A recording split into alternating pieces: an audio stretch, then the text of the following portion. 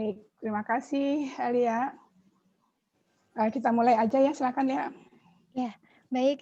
Selamat pagi, Prof. Reni. Selamat pagi, Mbak Puji. Selamat pagi juga rekan-rekan semuanya.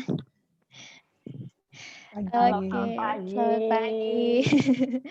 Iya, hari ini 24 Oktober 2020 kita telah sampai di WSSC yang ke-19, Weekend Sharing Session Club. Jadi perkumpulan ini adalah perkumpulan yang digagas oleh Prof. Reni supaya seperti saya, mahasiswa Prodik dan juga alumni-alumninya sekarang sudah mulai melebar juga nih ke luar Prodik, bisa belajar mengembangkan pengetahuan yang lebih luas lagi. Nah, ini kalau kita ingat-ingat lagi, sekarang kan bulan Oktober. Berarti sejak Maret, sejak pandemi dimulai itu di bulan Maret, kita sudah di rumah saja selama 7 bulan. Nah, 7 bulan ini bukan waktu yang sebentar ya, tentu rekan-rekan. Jadi banyak sekali, setiap orang punya situasi dan kondisi yang berbeda-beda. Dan kita tidak tahu sampai kapan kondisi ini akan berlangsung. Nah, ini makanya penting banget nih topik kita hari ini adalah judulnya Membangun Resiliensi Keluarga di Masa Pandemi. Nah, ini dengan saya Lia Rosalina, saya mahasiswa Prodik 2018 yang akan mencoba membawakan acara ini. Nah, di sini sudah hadir narasumber kita, Mbak Retno Pujiati. Selamat pagi, Mbak Retno Pujiati. Mbak Puji. Panjang banget jadinya.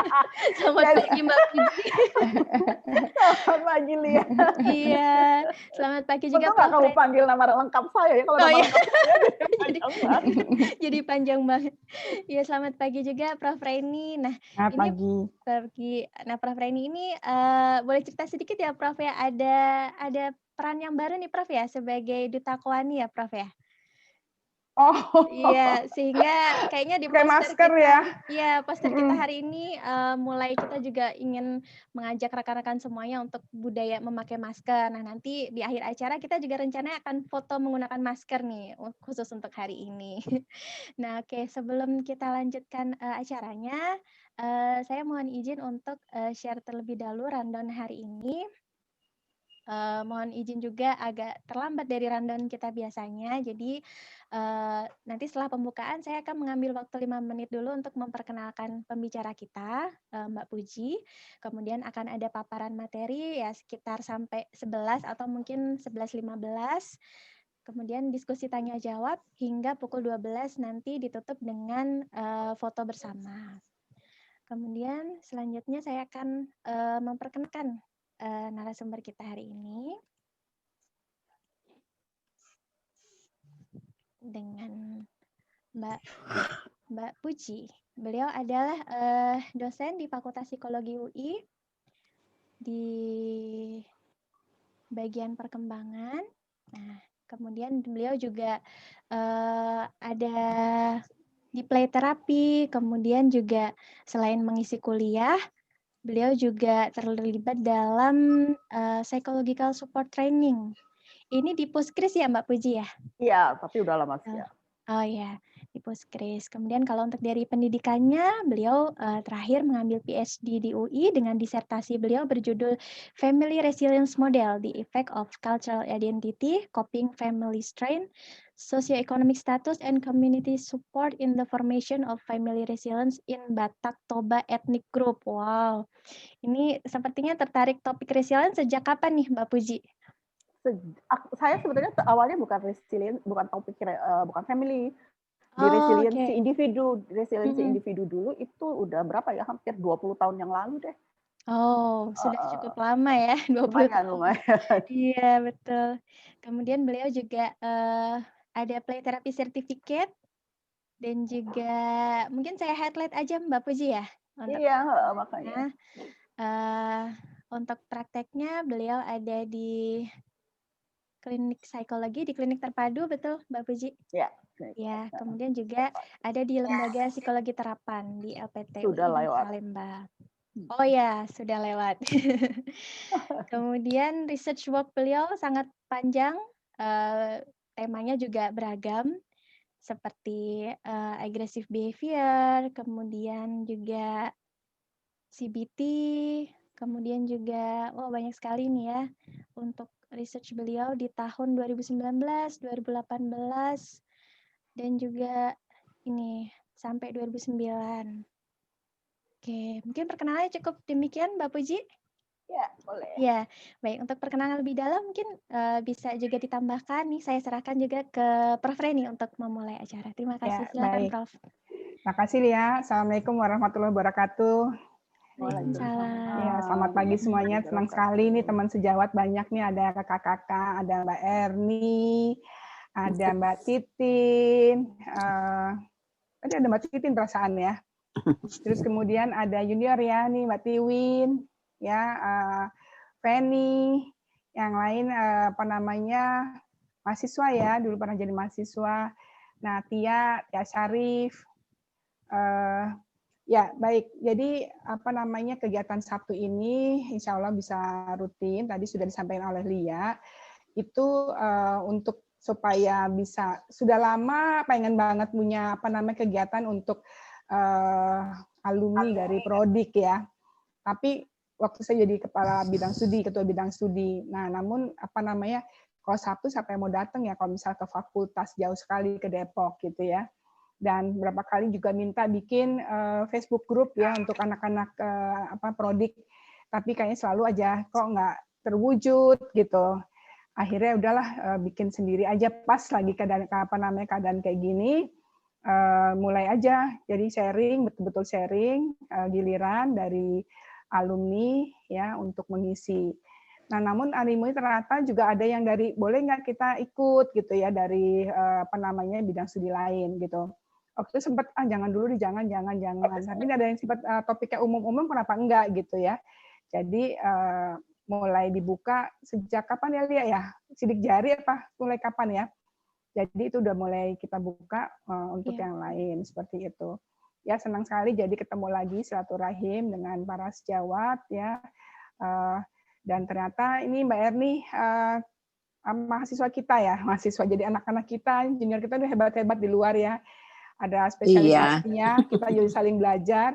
Jadi ini jadi belajar lagi, bukan hanya mereka, tapi kita juga sendiri belajar lagi. Gitu. Baiklah, sekarang topiknya adalah family resilience. Ini adalah topik disertasinya Puji ya Put ya. Iya, betul. Nah, dan ini penting banget dengan kondisi kita yang di rumah aja ya. Tadi sudah disampaikan oleh Lia. Dan harus ada copingnya nih, apa nih supaya kita tadi tidak tambah stres gitu ya. Jadi berbagi dulu nih Put sebentar. Ya, jadi memang kalau menurut saya sih bahwa kita dari family itu kan ada masing-masing nanti adalah individu-individunya. Tadi Mbak Puji juga udah ngomong seperti itu. Dan saya ya ini tadi baru cerita tadi di awalnya waktu belum pada masuk nggak pernah masak. Jadi gimana nih mengeksplor dirinya ya supaya untuk ini ya, jadi untuk ketahanan diri sendiri. Ya udahlah mulai masak. Tapi kalau misalnya nggak dapat reward tuh kayaknya nggak enak juga gitu. Tapi kalau misalnya tampil gitu aja kok masakan kayak kurang pas gitu. Jadi akhirnya apa ya? Mulai difoto. Oh enggak, pertama jadi bagaimana cara masak sih tanya sama anak. Ya googling aja Bun, Bunda mau masak apa? Enggak, masakan rumah aja kok, nggak mau yang gampang-gampang aja, nggak mau yang susah-susah. Oke, akhirnya pakai aja Cookpad situ gitu, lihat ya udah lihat. Oh ternyata harus ada recook dan ada masukin foto kita. Terus mikir-mikir kok ngapain ya ngasih ke mereka aja ya? Kenapa kita nggak share aja sama yang lain, teman-teman dekat gitu. Ya udahlah mulai. Ya, terus dibantu ya sama mahasiswa juga yang bantu gitu ya, dibagus. Saya mau pakai frame dulu ya, pakai frame, kemudian ada judul resepnya gitu. Oh bisa Prof gitu. Ya udah. Akhirnya masak tiap hari. Nggak terasa udah 30-an kalau nggak salah ya. 30-an resep tapi nggak nambah-nambah karena masaknya yang berulang lagi itu lagi gitu. Jadinya belum coba. Tapi seminggu ini saya nyoba. Suami saya tuh seneng selalu kebayang-bayang masakan ibunya ya. Dia mulai suka bukan ingat, aduh enak ya banana cake gitu. Terus enak ya cake tape. Terus enak ya puding roti apa segala. Ya udah akhirnya coba yang banana cake. Nah seperti itu Put. Jadi itu dari masakan. Terus kemudian tanaman, saya senang tanaman ya. Jadi di rumah macam-macam tanaman ada. Jadi udah daripada difoto satu-satu kayak apa sih ya, bahasa Latinnya apa nih, mulai difoto satu-satu terus bahasa Latinnya apa, lumayan jadi senang juga seperti itu. Oke, jadi itu untuk contoh untuk ketahanan keluarga untuk diri saya sendiri. Silakan Put. Ya, baik. Terima kasih Mbak Reni. Ada mbak-mbak juga yang lain di sini, ada Mbak Erniza, ada Mbak Tiwin, lalu ada teman-teman yang sudah kolega mahasiswa yang sudah jadi kolega. Mbak Heni ada, Mbak Heni Hanum. Oh, Mbak Heni Hanum, ya. Selamat pagi semuanya. Selamat pagi semua. Pagi Mbak Hen. Nah, ya, jadi memang tadi seperti Mbak Reni bilang, sebenarnya ketika Mbak Reni bilang Put isi ya, beliau bilang gitu. Lalu saya pikir, yang kepikiran pertama kali di saya adalah sebetulnya memang resiliensi. Kenapa? Karena memang sejak tadi saya bilang sama Lia, sejak saya mempelajari resiliensi 20 tahun yang lalu itu, saya melihat bahwa sebetulnya resiliensi itu beberapa orang menerjemahkannya sebagai ketahanan, sebagian lagi ketangguhan. Tapi menurut saya resiliensi itu kalau tangguh tahan itu kan kayaknya individunya tuh pasif gitu ya. Dan sebenarnya itu resiliensi itu kita tuh aktif, kita tuh searching ourselves gitu loh. Jadi searching resource yang ada pada diri kita, resource yang kita punya, lalu resource yang kita di dalam diri maupun di lingkungan kita sebetulnya. Dan kemudian kalaupun kita punya, tapi kalau kita tidak manfaatkan itu dengan baik, dia nggak akan jadi apa-apa. Gitu. Makanya saya kemarin ini sambil ini apa ya, kemelentingan, emang ada ya bahasa Indonesia kemelentingan gitu. Karena dasarnya resiliensi itu kan adalah dia bangkit lagi gitu, bangkit lagi, istilahnya rebound atau bounce back gitu. Jadi ketika dia jatuh gitu, mengalami suatu masalah, dia nggak cukup cuma diselesaikan masalahnya, tapi dia harus lebih tinggi, bangkit dan lebih tinggi dari keadaan dia sebelumnya gitu. Jadi memang yang paling tepat itu adalah memang bounce back gitu loh. Jatuh terus mental lagi kan, mental lagi ke atas gitu. Nah, kenapa saya saya bisa pindahin sendiri atau mesti Lia, Li? Ya, mungkin Mbak Puji bisa bilang next, nanti saya klik. Oh gitu, oke, ya. Oke, boleh next, Li. Ya, nah, jadi kalau dilihat definisinya resiliensi itu tadi dia rebound, bounce back gitu ya dari apa yang masalah-masalah yang dia hadapi. Nah, dulu orang mengatakan bahwa resiliensi itu dia bounce back, rebound dari masalah, dari trauma gitu.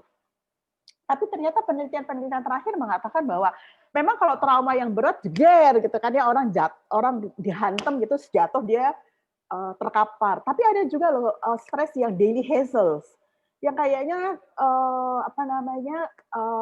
ringan gitu ya, bisalah dilewatin sehari-hari. Tapi itu jadi menumpuk. Nah itu juga sama berbahayanya dengan sesuatu yang datangnya tiba-tiba gitu. Bahkan mungkin akan menjadi lebih berbahaya karena orang nggak menyadari bahwa dia sebenarnya sedang mengalami sesuatu yang harusnya diatasi dengan segera. Ya. Nah, jadi memang katanya, tapi yang namanya resiliensi itu tadi seperti saya bilang, dia bukan hanya selesai, bukan hanya coping gitu ya, mengatasi masalah tersebut, tapi dia juga bisa bertransformasi menjadi lebih baik, tumbuh menjadi lebih positif. Jadi memang intinya adalah dia memang bisa coping, beradaptasi dengan coping, tapi copingnya harus positif.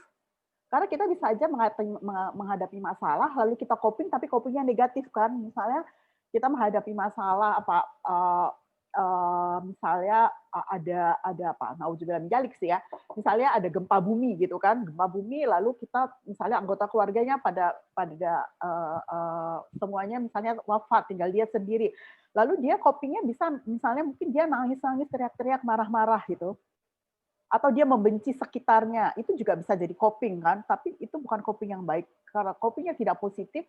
Menurut resiliensi teorinya gitu ya, itu bukan resilience. Jadi orang yang resilience itu adalah orang yang dia bisa mengatasinya dengan coping yang positif dan tumbuh lebih baik.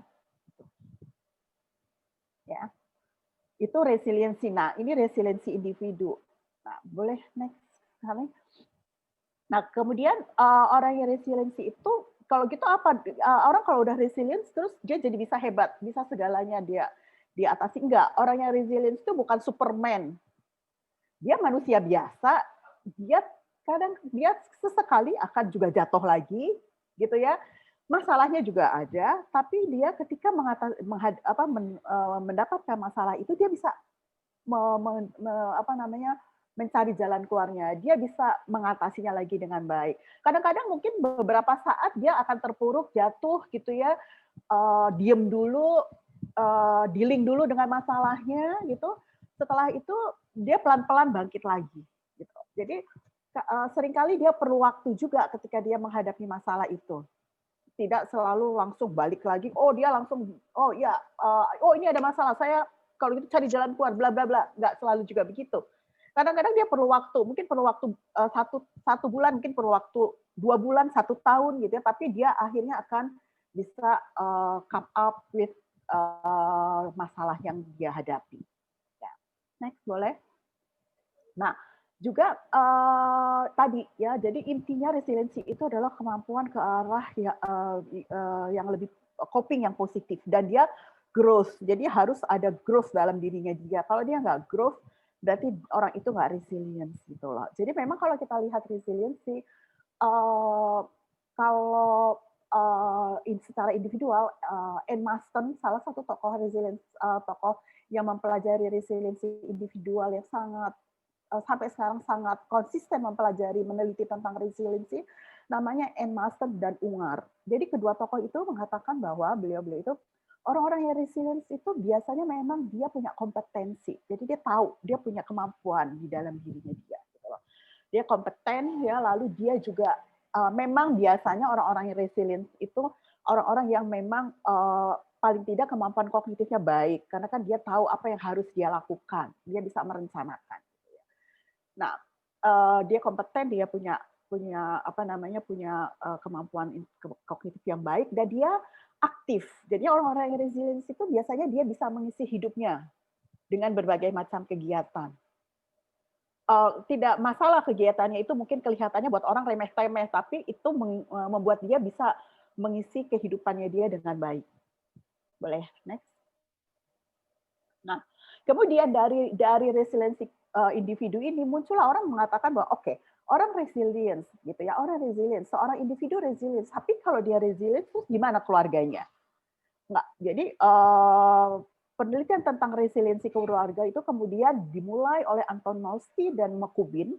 Jadi Antonowski dan McCubbin melihat bahwa orang yang individu yang resilience itu menurut mereka itu pasti keluarganya juga resilience. Nggak mungkin keluarganya nggak resilience.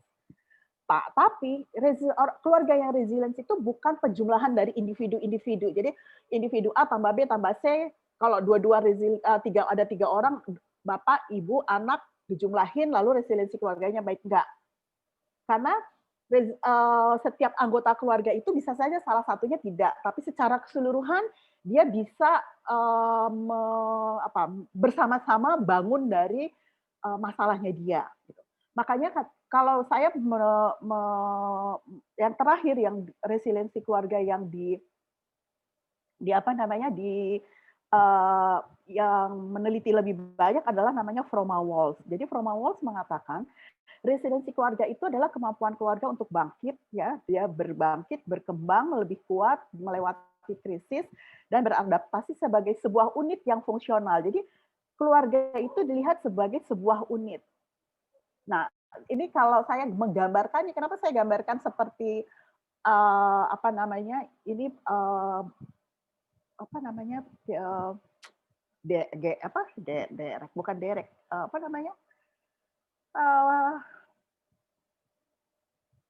halo, ini apa ada yang tahu? Saya kok jadi lupa tiba-tiba. Katrol. Nah, iya. Sebagai sebuah katrol kan, kalau katrol itu kalau misalnya kalau dia mampet di sini, dia nggak bisa jalan kan. Jadi begitu juga anggota keluarga. Jadi keluarga sebagai sebuah sistem menurut Walls itu, kalau salah satu anggotanya mengalami masalah, maka anggota yang sistem di dalam keluarga itu akan terganggu. Jadi dia bilang itu sebabnya kenapa resiliensi keluarga bukan penjumlahan individu yang ada di dalamnya, tapi merupakan satu kesatuan dari sebuah sistem yang ada di dalam keluarga tersebut. Kira-kira gitu ya. Boleh next? Nah, kalau menurut Walsh ada 3 komponen yang membentuk resiliensi keluarga. Dia bilang ketiga komponen itu salah satunya adalah sistem keyakinan keluarga atau family belief system. Dia bilang. Nah, family belief system ini adalah sebenarnya apa namanya suatu sistem kepercayaan, ya, belief system. Jadi keluarga itu dia bilang harus punya nilai-nilai, punya belief system, punya kepedulian katanya ya. Tapi jangan lupa keluarga itu kadang-kadang juga punya bias gitu loh ya, punya bias. Lalu juga ada asumsi-asumsi yang mungkin bisa positif, bisa negatif. Nah itu tapi harus disadari betul di dalam keluarga itu. Nah dan dia itu kan karena dia merupakan belief system, maka sebetulnya dia diturunkan biasanya dari generasi ke generasi yang lainnya. Nah, di dalam sistem keyakinan keluarga atau family belief system ini sebetulnya ada 3 hal. Di dalamnya adalah bagaimana orang memaknai atau anggota keluarga itu memaknai sebuah krisis. Jadi bagaimana keluarga memandang kesulitan yang dia hadapi sebagai masalah secara bersama-sama. Jadi biasanya kan kita dalam keluarga punya nilai-nilai ya. Biasanya misalnya ada keluarga yang mengatakan bahwa pokoknya kalau kamu berhasil dalam hidup, kamu nggak bisa disebut berhasil kalau kamu tidak bisa berbagi dengan orang di sekitar kamu misalnya. Atau ada yang mengatakan bahwa kebaikan-kebaikan itu nggak bisa kamu miliki sendiri, tapi juga harus kamu bagi dengan orang yang ada di sekitar kamu. Nah, jadi family belief system itu penting dibangun di dalam keluarga. Lalu di dalam keluarga ada juga positive outlook salah bagiannya. Jadi bagaimana keluarga itu bisa melihat jalan keluar dari suatu masalah, tidak sebagai sesuatu yang menghambat keluarga, tapi dia ketika menghadapi masalah coba bersama-sama satu sama lain mencari jalan keluarnya, ya. Jadi ada optimisme di dalamnya. Nah, mereka nggak di positive outlook itu intinya adalah mereka tidak putus asa gitu loh. Jadi tidak putus asa ketika ada masalah, mereka dengan lapang dada bisa mau menghadapi masalahnya dan tidak menyerah dengan masalah yang ada, tapi bersama-sama mencoba mencari jalan keluarnya. Nah, yang kedua, komponen yang kedua adalah pola organisasi dalam keluarga. Jadi di sini sebenarnya di sistem keyakinan keluarga ada satu lagi yaitu transcendence ya, ada transcendence dan spiritualitas. Jadi memang nilai-nilai keyakinan bahwa ada sesuatu yang lebih besar di luar sana yang membuat walaupun kita mempunyai kontrol terhadap hidup kita, terhadap apa yang ingin kita capai, tapi pada akhirnya ada satu kekuatan besar di luar sana yang juga mempengaruhi hasil kerja kita, usaha kita. Ya.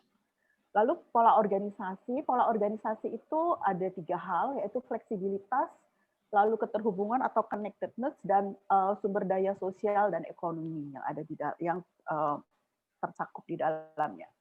Jadi memang pola organisasi. Jadi dalam keluarga itu sebetulnya kan kita punya pola organisasi yang kadang-kadang kita nggak sadar sebetulnya. Ya misalnya ada orang yang mengatakan bahwa oke, di dalam keluarga yang mencari uang itu bapak kepala keluarga, nggak peduli gajinya ibu lebih gede dari bapak, pokoknya kepala keluarga bapak, gitu ya. Tapi ada keluarga yang mengatakan bahwa anak itu nggak boleh kurang ajar sama orang tua, apapun juga yang dikatakan oleh orang tua itu benar, anak nggak boleh bantah. Tapi ada yang mengatakan bahwa oke, nggak apa-apa, kita duduk bersama-sama menghadapi masalah. Jadi ada suatu organisasi sebetulnya di dalam keluarga yang secara nggak sadar mungkin sebetulnya terjadi dan membentuk individu-individu yang ada di dalamnya.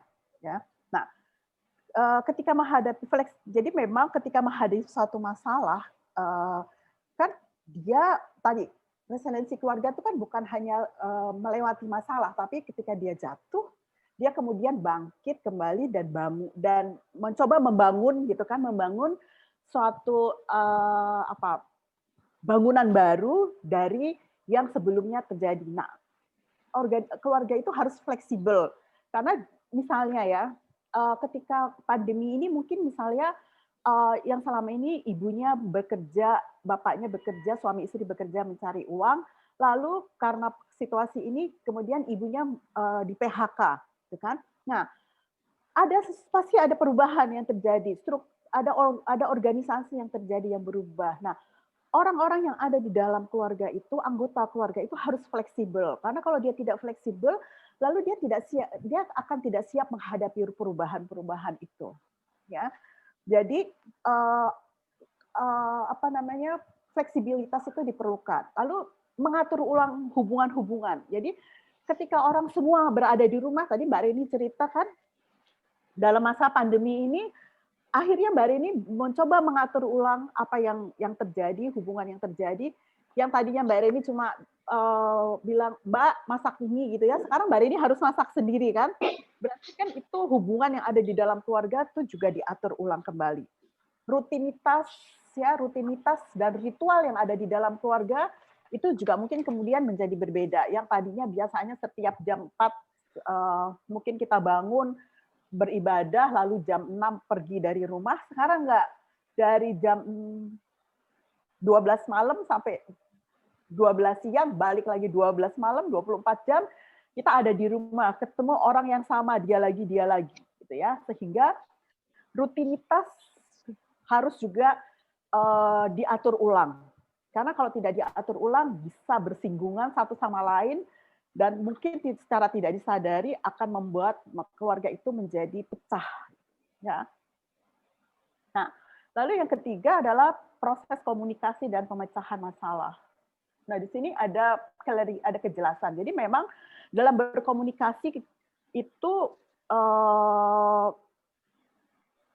bagaimana keluarga berhubungan satu sama lain itu memang harus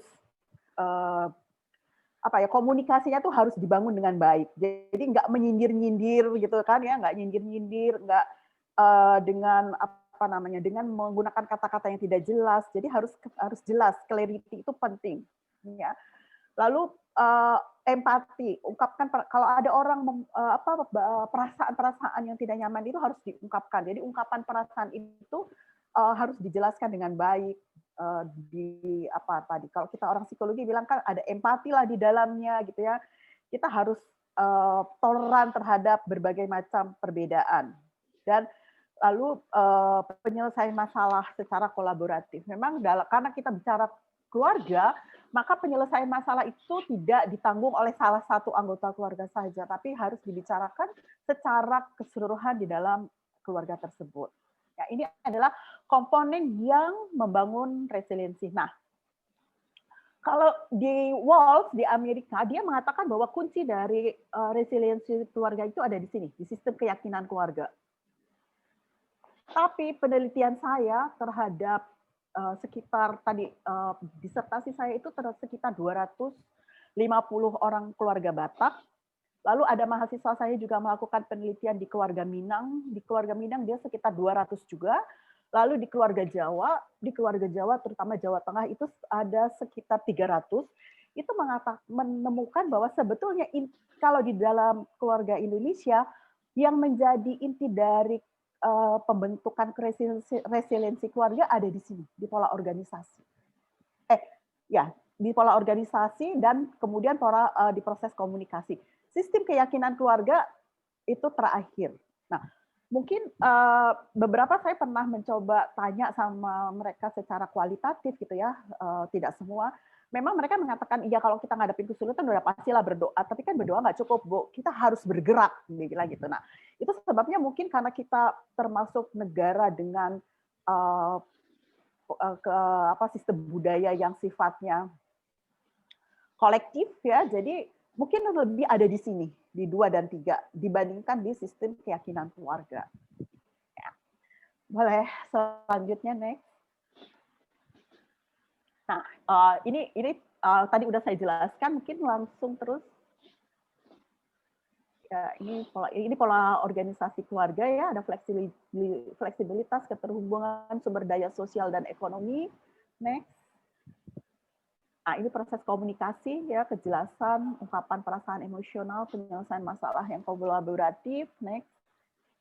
Nah, lalu apa yang terjadi gitu keluar di era pandemi ini apa gitu? Kan kita sebenarnya menghadapi kan bukan hanya Indonesia ya, seluruh dunia kan sebenarnya menghadapi ini. Jadi memang ini adalah tantangan yang sangat unik, di mana semua orang pada saat yang bersamaan di seluruh dunia menghadapi masalah yang sama. Ya, dan ini sebetulnya mengubah tatanan yang ada di dalam keluarga. Pasti tatanan dalam keluarga akan berubah. Kebiasaan-kebiasaan akan berubah. Sehingga semua perlu ditata ulang kembali. Ya. Ada dua hal sebetulnya yang menjadi berbagai penelitian dari berbagai negara, dari Cina yang banyak sekali penelitiannya sudah keluar gitu ya, lalu ada beberapa penelitian dari perguruan tinggi yang ada di Indonesia, ternyata kecemasan dan ketidakpastian itu menjadi momok yang utama dalam masa pandemi ini. Kita nggak pernah tahu kapan ini akan berakhir gitu ya. Kita tidak pernah tahu apakah ini akan panjang atau dalam waktu singkat akan berubah. Cemas, apakah orang yang kita temui itu dia OTG atau enggak? Kalau dia kena, udah tahu jelas ya. Tapi kalau dia OTG kita nggak tahu, gitu ya. Kecemasan, anxiety yang sangat meningkat, uncertainty itu adalah dua hal yang sebetulnya menjadi tantangan kita di era pandemi ini. Nah, sehingga memang adaptasi itu perlu dilakukan di semua anggota keluarga, di semua lini di dalam keluarga. Jadi tidak bisa hanya ibu saja, hanya ayah saja, atau hanya anak yang berubah tapi orang tuanya nggak berubah. Tapi keluarga sebagai sebuah sistem, dia harus melakukan adaptasi. Dia harus melakukan organisasi kembali. Oke, next. Mana Mbak lihat? Oke, nah ini ada beberapa sedikit saran dari saya dari beberapa bahan yang saya baca. Memang beberapa langkah yang bisa dilakukan adalah kita mungkin harus melihat kembali hubungan suami istri. Kalau selama ini mungkin si suami cuma duduk bangun pagi, duduk minum kopi, mungkin sudah waktunya juga datang ke dapur lihat istrinya sedang apa. Ya, mungkin istri juga kalau selama ini dia melihat suaminya pergi pagi pulang sore, dia harus menerima kenyataan bahwa suaminya juga work from home gitu ya, misalnya ada di rumah bersama-sama dari pagi sampai pagi lagi 24 jam gitu ya, sehingga mungkin kalau yang tadinya dia sempat duduk di depan TV nonton drakor, sekarang nggak bisa lagi nonton drakor gitu ya. Ya, apa boleh buat mesti dilihat kembali, lalu dialog di antara, menurut saya ini kadang-kadang kita bilang itu kan kuno, dialog lagi, komunikasi lagi. Tapi ketika kita hidup, komunikasi adalah salah satu cara, satu-satunya cara kita mengemukakan pendapat kita, ide-ide kita kepada orang lain. Dan kalau itu tidak dilakukan, orang tidak akan paham apa yang sedang kita rasakan, atau kita tidak paham apa yang dirasakan oleh orang lain. Ya kan? Nah, lalu kemudian kegiatan rutin menurut saya itu perlu diperkuat, perlu dilakukan. Jadi apalagi anak-anak kan, anak-anak sekolah dari rumah gitu kan. Sekolah dari rumah bangun duduk di depan laptop, belum mandi gitu kan, masih pakai kaos, rambutnya masih berantakan, dia udah mulai sekolah, ngerjain tugas. Yang menurut saya itu kalau dari berbagai penelitian memang itu sebetulnya tidak terlalu disarankan. Jadi memang rutinitas bangun pagi, mandi, pakai seragam itu tetap harus dilakukan supaya perasaan bahwa dia pergi atau melakukan suatu tugas tertentu itu tetap harus ada. Berangkat sekolah, melakukan tugas-tugas itu harus ada. Dan pengalaman saya kemarin ketika mengadakan berbagi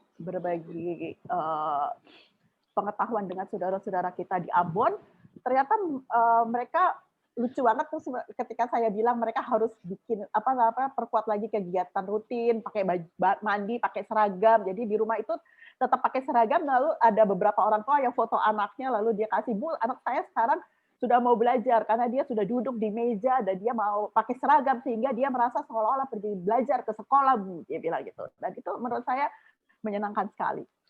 Lalu ya itu struktur, jadi buat struktur dalam keluarga, kapan harus bangun, kapan istirahat, tidak boleh misalnya terus-menerus di depan komputer dari pagi sampai pagi lagi gitu ya. Dan kenali sebetulnya kemungkinan isu-isu apa yang menjadi isu di dalam hubungan antar anak, kemungkinan konflik di antara anak-anak. Ya, jadi menurut saya ini juga penting. Seringkali kita merasa bahwa anak saya baik-baik aja, tapi sebetulnya mereka punya isu-isu yang kita nggak sadar. Misalnya secara nggak sadar kita selalu nyuruh anak yang paling tua untuk membantu, sementara adiknya dibiarkan misalnya main gadget gitu ya. Bisa menjadi konflik di antara mereka. Oke, next. Nah, kalau ingat resiliency, ingat lagu Incy Wincy Spider, karena ini benar-benar menggambarkan bagaimana si laba-laba ini ketika dia climbing up the wall, lalu ada hujan dia jatuh, lalu dia naik lagi gitu loh. Jadi dia nggak putus asa, selalu berusaha climbing up walaupun ada hambatan-hambatan yang datang dihadapi oleh si laba-laba ini. Baik, itu kira-kira berbagi pengalaman, ini sebetulnya bagian dari tadi disertasi saya, dan menurut saya ini mudah-mudahan bermanfaat buat teman-teman yang ada di dalam WA Group ini. Silahkan. Terima kasih Bu Reni. Ya, terima kasih Mbak Puji. Alhamdulillah. Aduh, ini jadi kita masing-masing ingat dalam kondisi kita ya, dalam kondisi pandemik ini. Ya, jadi ini beberapa ya tentu teman-teman tahu ya, saya dalam 2 tahun ini kan lagi ada banyak cobaan atau ujian apalah istilahnya ya. Namun tadi sekali lagi bahwa ada hal-hal yang kita di luar pikiran kita. Kita harus melihat secara makro kalau menurut saya ya, bahwa kita adalah mandataris Allah. Bahwa kita hanya menjalankan saja tugas kita di dunia. Jadi ada yang lebih maha kuasa. Jadi kita berserah diri, tawakal. Nah, oleh karena itu tadi saya senang sekali dengan topik ini karena tanpa saya membuka teori ya secara refleks atau mungkin kita nggak tahu apakah karena kita belajar psikologi, saya nggak tahu. Tapi saya mengeksplor tadi yang saya ceritakan tadi. Ini contohnya Lia ya. Saya mau sedikit berbagi ini. Sebenarnya tadi yang seperti Puji bilang mungkin bagi orang remeh-temeh ya, tapi itu memberikan perasaan nyaman gitu. Nah, saya bukannya withdraw ya. Tadi kan kalau misalnya kita pakai teorinya Sapa tuh Honai ya, ada moving away, moving against ya, atau kita menarik diri kan. Saya against ya, saya tantangin gitu. Jadi tantangnya apa? Mengeksplor diri sendiri. Ya bisa dibagi deh contohnya ya. Kebetulan mungkin karena saya dari awal sudah memang punya minat yang banyak, yang makanya seringkali oleh suami saya itu selalu bilang, kenapa sih energinya nggak jadi satu aja, fokus mau apa, mimpinya yang apa gitu. Ya, tapi ya inilah, jadi artinya sudah terbentuk seperti itu. Nah, Put, tadi juga kamu bilang kan bahwa masalahnya ini ya, masalah apalagi tadi dalam keluarga itu ya. Jadi individu yang resilient itu, jadi dari keluarga itu adalah individu yang resilient. Sebenarnya kalau saya melihat karena contoh saya yang paling gampang. Dari 17 tahun itu kan ayah saya udah nggak ada. Saya anak sulung dari 7 bersaudara. Si papi meninggal umur 55 tahun. Sakit jantung. Mami ibu rumah tangga, nggak pernah kerja sama sekali. Hidupnya enak banget. Ya, mobil ada 5. Tapi setelah karena ibu saya nggak kerja, selama 2 tahun tuh bolak-balik ke makam ya, ke Taman Pahlawan itu nangis gitu. Jadi dia selalu bawa Yasin, dan di sana baca Yasinnya, bawa bangku apa saja. Saya lihat terus kayak gitu. Terus tiap pagi ada ritual kayak buka lemari, dia cium baju ayah saya, baju seragam tentara ayah saya gitu ya, dia gitu. Terus dia nangis, tapi dia nggak bilang apa-apa, dia nggak mau nunjukin apa, tapi saya lihat. Dan itu terus, karena saya nikah nggak boleh keluar rumah, artinya saya harus temenin mami. Makanya saya juga kayak anak-anak, kenapa juga saya punya anak 6 kayak, karena mungkin saya merasa aman di rumah ibu saya. Di situ saya lihat coping ibu saya gitu. Jadi saya belajar dia bagaimana waktu pagi-pagi dia tahajud, kemudian dia sudah siap untuk olahraga pagi, jalan ya. Dan nah mungkin ini karena dia simpen, dia nggak mau berbagi kesusahannya ya sama saya, terutama dia berbagi sama saya, sama adik-adik saya enggak. Jadi adik saya senang-senang aja, nggak tahu ibunya susah gitu, dan saya cuma sebagai partner ibu saya. Makanya saya termasuk kuper kali ya di angkatannya. Saya nggak banyak gaul, saya ke sekolah, saya pergi lagi karena saya umur 29 tahun sudah jadi ketua yayasan dari satu sekolah yang membawa TK, SD, SMP, SMA, dan SEMEA, dan akademi, itu 1.400 siswa, semua totalnya. Nah, itu tiap hari saya pagi-pagi dibeliin mobil waktu itu, kemudian jemput adik saya, ya, nganter adik saya ke Santa Ursula, kemudian nganter ke Percik, kemudian juga harus baru saya kuliah di Rawamangun. Yang mana teman-teman nggak ada yang tahu. Teman-teman nggak tahu. Jadi saya ya udah hilang gitu aja, karena saya juga nggak mau berbagi cerita hal itu. Nah, seperti itu. Jadinya udah terbentuk kali ya. Saya nggak tahu apakah ini masuk dalam resilience ya, tapi modeling ya dari figur ibu ya, seperti itu. Di samping bahwa tadi penanaman bahwa ada yang tadi maha kuasa, dan semua itu kita hanya menjalankan aja. Ini agak sedikit tampang dikit, mana lihat tadi yang saya bilang, saya yang mana dulu, Prof? Mana aja.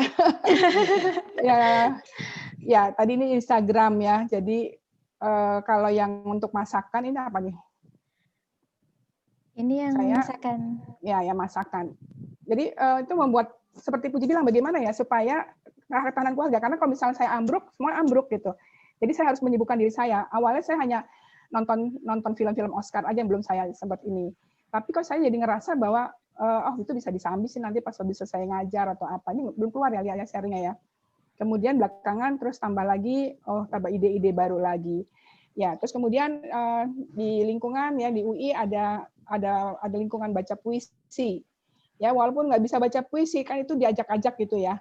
Kita coba aja deh. Ternyata sudah 4 kali nih, nanti siang, nanti sore, nanti ada lagi. Nah, ini fruit salad ya. Saya mulainya kan GoFood ya. Lama-kelamaan GoFood gitu, aduh kok ya, jangan itu lagi, jangan dipasang dulu, Li. Oh, iya. Mahal juga ya, segitu bayar berapa? Coba deh bikin bahan-bahannya apa gitu. Ternyata sekarang gampang banget gitu. Itu contoh yang fruit salad. Terus tanaman.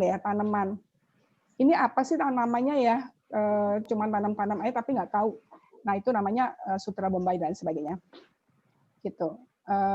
Ini saya bagi-bagi kasih nama, dan untuk supaya juga anak-anak lihat bahwa saya baik, nggak ada ininya ya, fine gitu. Nah, terus kemudian ini ada 2 itu makan waktu juga. Jadi ini struktur tadi ya yang Mbak Puji bilang, bangun struktur keluarga dari jam-jamnya itu, hari apa saya udah punya put. Jadi saya nggak terkooptasi, misalnya kalau saya buka Facebook bisa 3 jam, nggak. Pokoknya cuma sampai jam segini, rigid banget gitu. Ini juga untuk foto ini hari apa dan postingnya kapan dan gitu dan sebagainya. Ya, tadi Lia bilang saya jadi duta Kowani ya. Sekarang di Kowani siapa ibu-ibu yang ini yang bisa jadi duta? Ya ikut aja udah. Cuman pasang masker, maka nanti mohon minta teman-teman kita foto pakai masker gitu, seperti itu ya. Nah, ini yang ternyata sudah 4 kali puisi ya. Saya juga ngukur sih. Wah, teman-teman yang lain juga biasa-biasa aja sih puisi-puisinya gitu. Artinya nggak ya kenapa enggak, kita coba. Nah, terus saya sangat terbantu tadi yang bangun keluarga ya.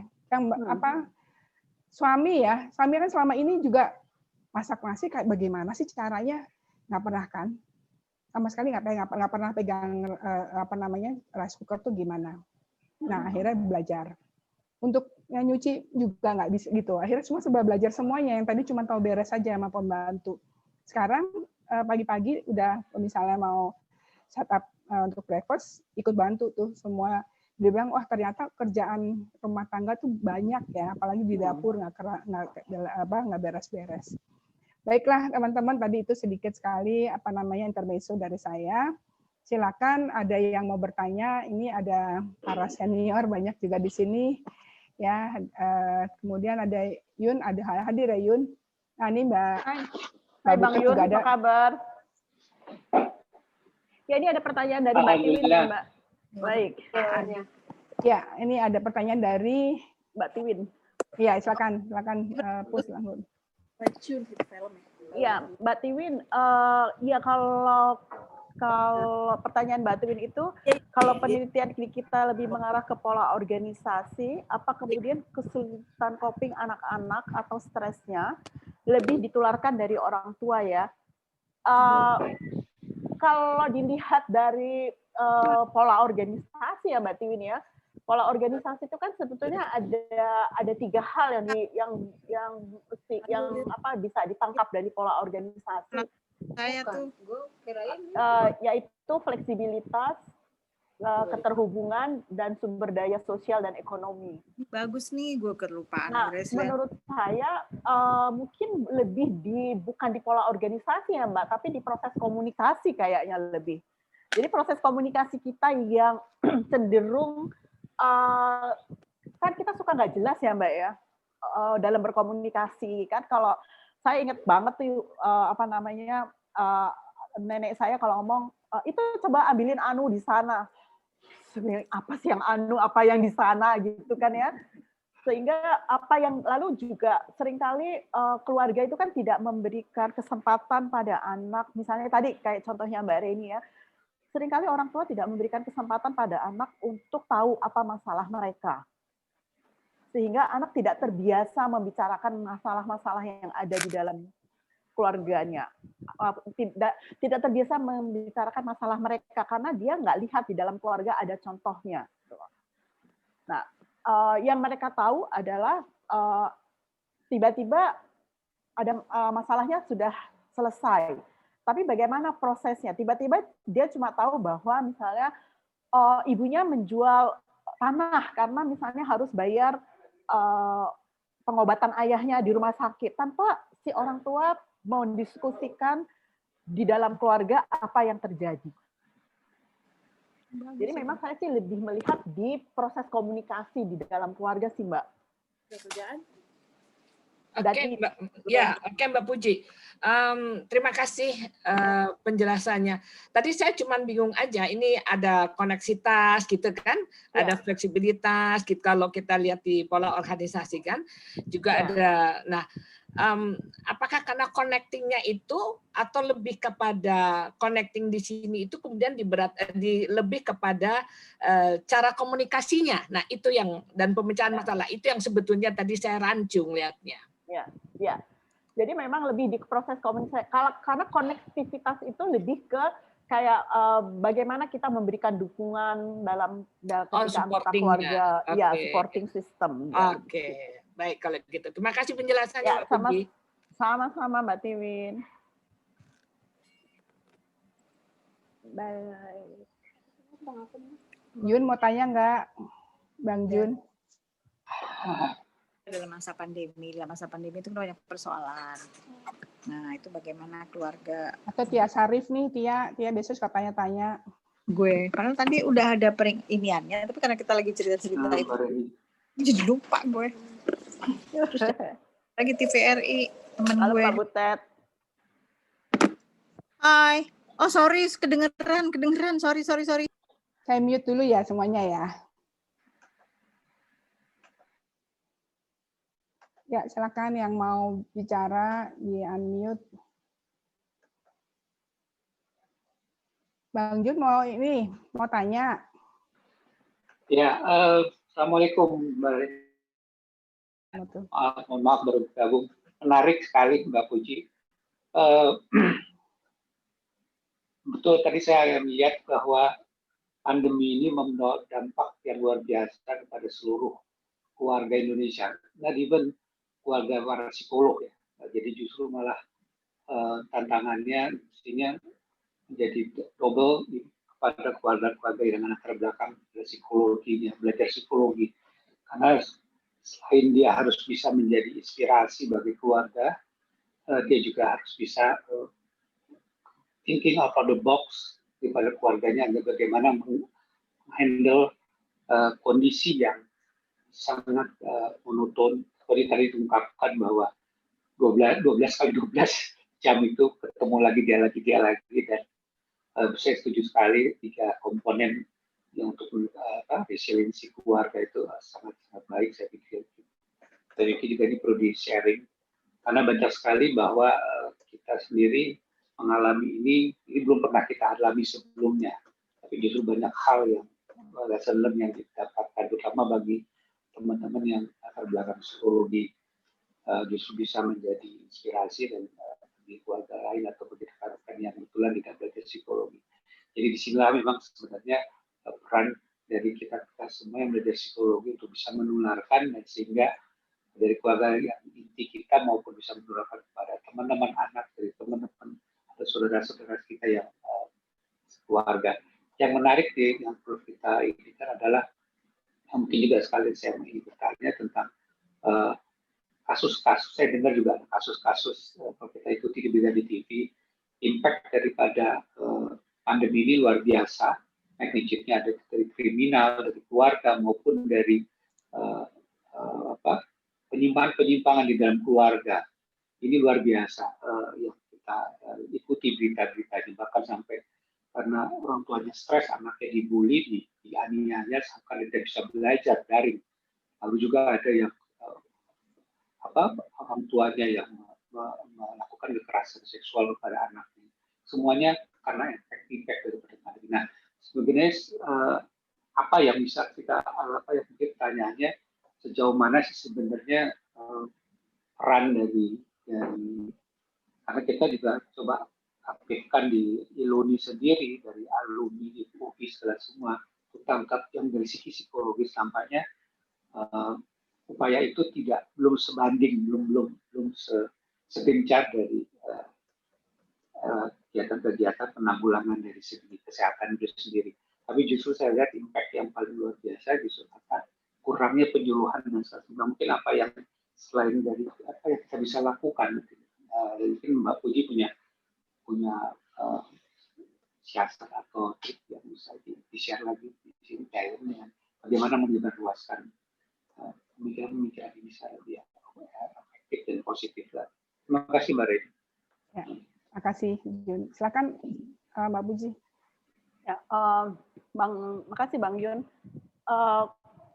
Beberapa hal sih memang saya lihat bahwa kalau kita bilang tidak siap semua negara, menurut saya nggak ada yang siap yang menghadapi ini. Hanya memang reaksinya ada yang lebih cepat dan ada yang lebih lambat sih. Ada yang lebih serius, ada yang keseriusannya mungkin kurang gitu ya, karena menganggap ini mungkin sesuatu yang tidak terlalu serius. Nah, kalau dilihat apa sih yang sudah kita lakukan, ya terutama saya melihat apa sih kita nih para psikolog lakukan untuk menghadapi keadaan seperti ini. Menurut saya sebagai first aid itu sudah cukup baik sih dilakukan oleh banyak psikolog ya, karena ada yang melakukan seperti kayak pertolongan pertamanya gitu ya, memberikan konseling secara secara online ya terhadap tenaga kesehatan, terutama pada frontliner gitu ya, lalu pada orang-orang yang mengalami. Tapi memang dalam tatanan keluarga, saya lihat kita memang belum secara sungguh-sungguh memikirkannya dengan baik sih. Ya, kita belum sungguh-sungguh memikirkan dengan baik apa yang akan kita optimalkan supaya keluarga ini tidak bisa mengatasi masalah ini dengan baik. Bukan hanya mungkin kalau keluarga yang pendidikannya, sosial ekonominya lumayan baik, pendidikannya cukup tinggi, mereka punya kesempatan ikut berbagai macam webinar gitu ya, yang bisa paling tidak memberikan insight pada mereka apa yang harus mereka lakukan, memberikan insight apa sih yang terjadi di dalam kondisi di keluarga mereka. Tapi bisa kebayang kalau keluarga-keluarga yang sosial ekonominya memang menengah ke bawah sih. Mereka mungkin hanya punya satu gadget, itu dipakai untuk misalnya sekolah anaknya mungkin bukan hanya satu, ada 2 atau 3 gitu ya. Mereka pakai itu bergantian, lalu rumahnya juga mungkin terbatas gitu ya, sehingga gesekan di dalam keluarga itu pasti jadi jauh lebih tinggi. Nah, menurut saya ini adalah salah satu cara yang cukup bisa kita lakukan di tengah keterbatasan yang kita punya. Cuma memang saya waktu bikin PPT ini terus terang agak bertanya-tanya, saya harus kesusahan nggak ya bahasa yang saya pakai gitu. Tapi begitu tahu yang datang psikolog semua, nggak apa-apa. Itu ya, nggak apa-apa, mereka pasti tahu. Tapi kalau ini diterjemahkan ke dalam bahasa yang lebih mudah, menurut saya ke dalam diperuntukkan untuk kalangan yang lebih luas dengan pendidikan dan latar belakang sosial ekonomi yang lebih beragam, mungkin agak sulit untuk PPT ini untuk bisa dipahami secara lebih aplikasinya gitu ya. Nah, satu menurut saya cara webinar kecil-kecil ini cukup bermanfaat. Kedua adalah memang mungkin beberapa kayak Bang Yun itu kan cukup banyak lah ya aksesnya ke organisasi. Menurut saya kayak organisasi ke profesi kita itu harusnya bisa berbuat jauh lebih baik. HIMSI, lalu bekerja sama, saya nggak tahu, saya kayak IPK, walaupun saya bukan anggota IPK, tapi itu bisa, menurut saya itu bisa diajak, itu bisa sekali gitu loh ya. Organisasi kayak profesi klinis anak, profesi pendidikan, profesi klinis dewasa, itu bisa betul mereka diminta untuk dihimpun bersama-sama untuk membuat pelatihan-pelatihan kecil-kecil, webinar kecil-kecil di dalam tadi seperti Mbak Reni katakan, kenapa ini diadakan? Karena memang jangkauannya kemudian lebih luas. Kan ini bisa lebih se-Indonesia gitu loh, kalau bisa ditarik ke sana gitu ya. Tapi dikoordinir gitu loh, dikoordinir supaya misalnya ada waktu-waktu yang nggak tabrakan gitu loh, orang bisa pilih waktu dengan lebih baik. Kayak sekarang ini kan kalau saya lihat webinar kan numpuk di Sabtu Minggu ya, semua di situ, semua orang mengadakan itu. Organisasi profesi menurut saya kakinya banyak, besar, tersebar seluruh Indonesia, itu bisa dimanfaatkan sih menurut saya. Lalu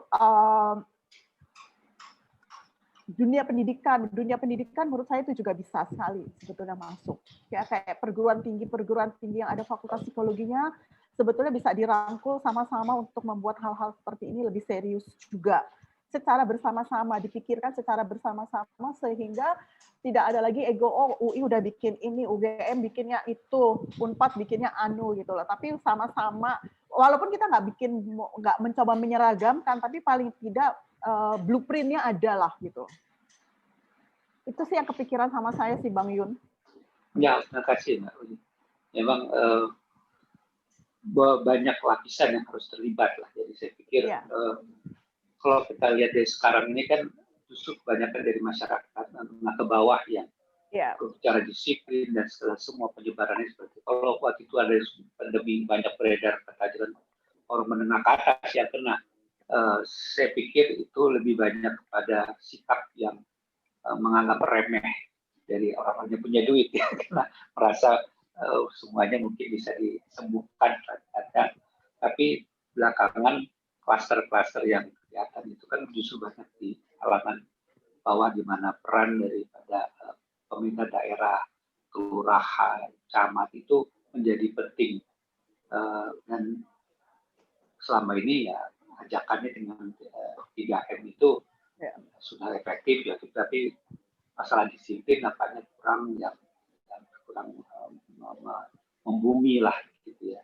Justru yang sebenarnya kesempatan ini jadi bagi semua aparat bisa menumbuhkan kesadaran disiplin baru dari lingkungan masing-masing yang berpikir perannya seperti itu harus kita diajak bersama-sama. Terima kasih Mbak Puji. Sama-sama Bang Yun. Terima kasih Bang Jun. emang sebenarnya menarik apa yang disampaikan Jun ya. Kalau menurut saya sih memang ini dampaknya terasa sekali pada yang kalangan di bawah ya. Cuma gini, memang bantuan yang diberikan oleh pemerintah ya, kalau saya lihat ya di lingkungan saya nih di RT itu kita kan apa namanya sangat guyup ya. Jadi bantuan sembako, saya masih dapat sembako juga tuh ya, alhamdulillah ya. Itu kayak tiap bulan dapat gitu, apa 3 bulan sekali, sampai nggak ingat pokoknya ya dapat terakhir tuh 2 minggu yang lalu. Ya itu. Tapi kemudian ada masalah yang tidak bisa di-cover oleh pihak pemerintah di sini adalah konseling ya, konsultasi. Dalam seminggu ini saya menerima, baru tadi pagi juga saya menerima apa namanya keluhan ya. Ini teman di organisasi. Jadi dia suami istri anaknya 3. Mereka satu keluarga kena COVID ya. Nah suaminya nggak bertahan, akhirnya meninggal ya kan. Nah terus kemudian dia bilang, Mbak, saya masih positif, darah masih positif, dia bilang gitu. Ya, jadi saya harus ngomong gimana nih? Kayak gini saya juga bingung gitu. Dia harus konseling mana? Terus kemudian ada satu lagi bilang, nah ini teman juga apa namanya orang tua siswa ya, apa namanya, Bu, saya kena disebut nama anaknya ya, anak psikologi kebetulan, anak psikologi, dia lagi buat skripsi. Saya sekarang cemas sekali, dia bilang, meskipun sekarang sudah negatif ya, tapi saya sangat cemas, dia bilang. Suami saya yang udah nggak ini ya, tinggal saya dengan sebutin nama anak psikologi itu. Saya bisa konseling kemana ya Bu, dia bilang gitu. Saya nggak berani ambil itu ya. Jadi saya bilang saya ngasih senior dari klinis. Tapi terus akhirnya senior WA saya. Dan aku juga nggak praktek lagi, Ren. Padahal maksudnya saya kan prakteknya lihat virtual kayak gini kan. Tapi mau apa boleh buat, tapi ya udah. Jadi dia kasih lagi ke lempar yang lain. Yang kayak gitu-gitu. Jadi saya nggak tahu ya bagaimana. Sementara dari pihak fakultas kita belum ada untuk yang konseling itu. Mungkin Yun yang aktif di mana di HIMSI ada nggak yang bisa mengatasi ini. Jadi apa sih yang bisa dilakukan untuk orang misalnya pengen curhat, pengen ngomong kayak gini tuh gimana gitu.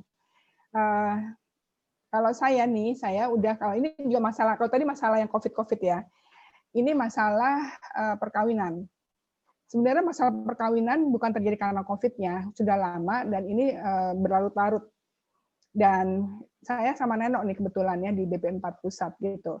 Dan itu ya mereka konsultasinya ya virtual begini dan saya terima aja gitu ya. Jadi hanya hari Senin sampai jam 10 sampai jam 12. Udah itu untuk konseling. Tapi kalau untuk yang tadi yang kena COVID, saya nggak ngerti, saya nggak bisa harus bagaimana gitu. Puji bisa ini nggak? Bantu nggak? Aku tanya apa yang harus dilakukan oleh orang tersebut tuh, teman saya yang dia dengan anaknya sekarang. Baru 3 minggu yang lalu dia suaminya meninggal. Ya. Berarti itu kan stresnya double ya Mbak ya, bukan hanya COVID tapi ada juga kematian, kematian. Jadi memang strain atau stres yang menumpuk itu juga menjadi salah satu sebab hal yang mempengaruhi resiliensi keluarga sebetulnya. Nah, kalau saya lihat yang paling berat itu sebetulnya bukan COVID-nya Mbak, tapi stigmanya. Sebetulnya stigmanya. Jadi memang pendidikan pada masyarakat bahwa orang kena COVID itu ya kayak kita kena batuk pilek aja gitu loh. Cuman mungkin memang kayak kita kena demam berdarah, kayak kita kena tifus gitu kan. Cuma memang akan ada anggota organ tubuh yang mungkin keganggu gitu kan kali ya Mbak ya, yang lebih permanen. Nah, kalau saya sih pernah ada orang yang juga konseling tentang ini gitu ya. Lalu saya biasanya kemarin ini kerjasama sama dokter yang nanganin dia. Jadi saya tanya dulu waktu itu ditanganin sama siapa dokternya yang tetap menangani dia. Lalu dia cerita dokternya. Lalu saya bilang, oke, kamu tetap konseling sama dokternya, yakinkan bahwa emang itu sudah betul. Lalu saya memang handle pelan-pelan Mbak sama dia. Jadi memang benar-benar kita harus hati-hati karena seringkali yang jadi masalah sebetulnya bukan penyakitnya itu sendiri. Kalau dia memang lebih berat di stigmanya sebetulnya. Jadi stigma dari lingkungan dia, stigma dari orang-orang yang ada di sekitar dia gitu. Nah, tidak beruntungnya dia adalah dia hidup di tempat yang tidak terlalu guyup gitu loh, sehingga dia tidak mendapatkan support yang baik dari lingkungannya. Nah, cuma memang kan tetap harus kebetulan ada WA group di kompleksnya dia kan. Nah, saya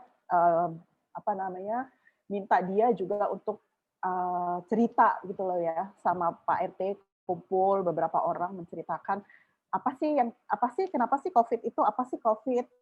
Jadi dia cerita sebagai orang yang pernah mengalami di lingkungannya dia.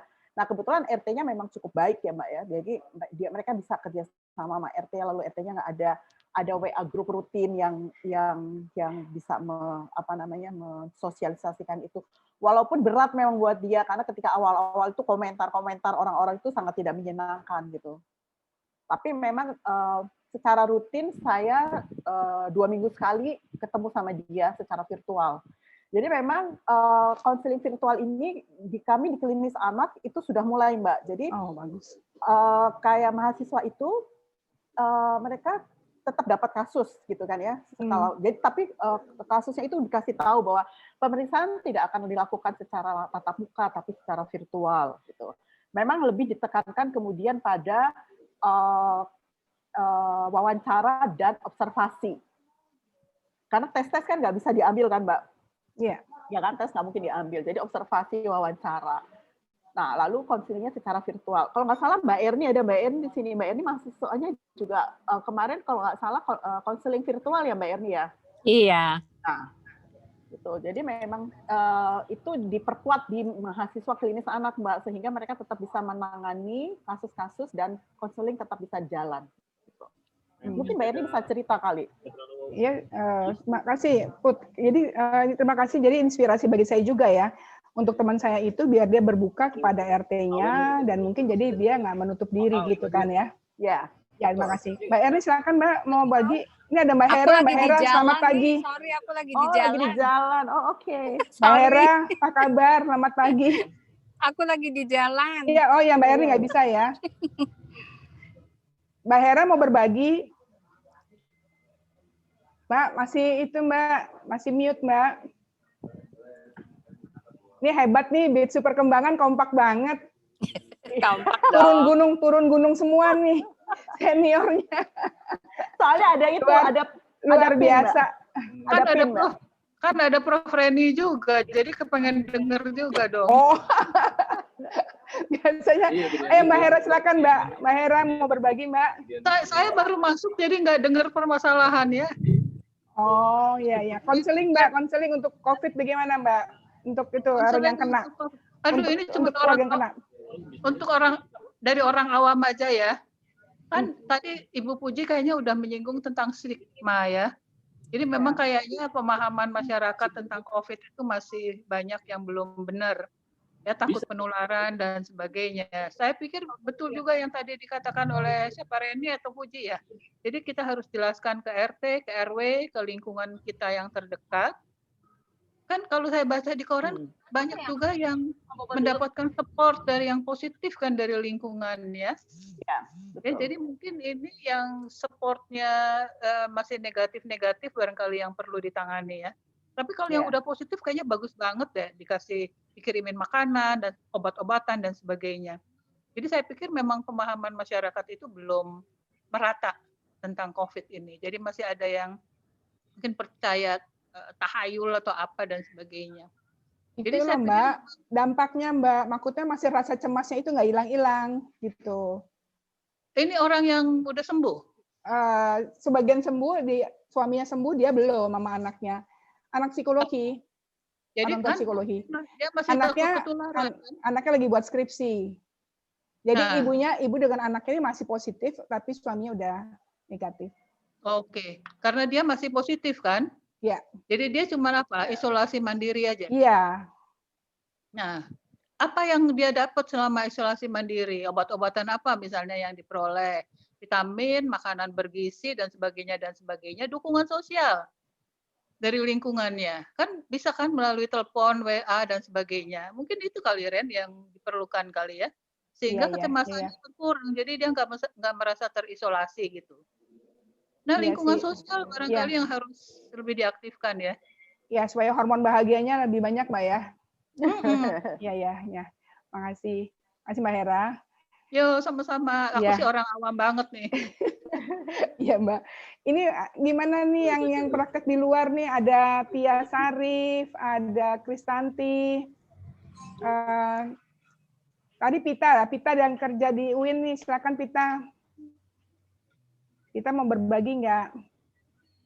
Iya, Assalamualaikum Prof. Terima kasih. Salam. Ya.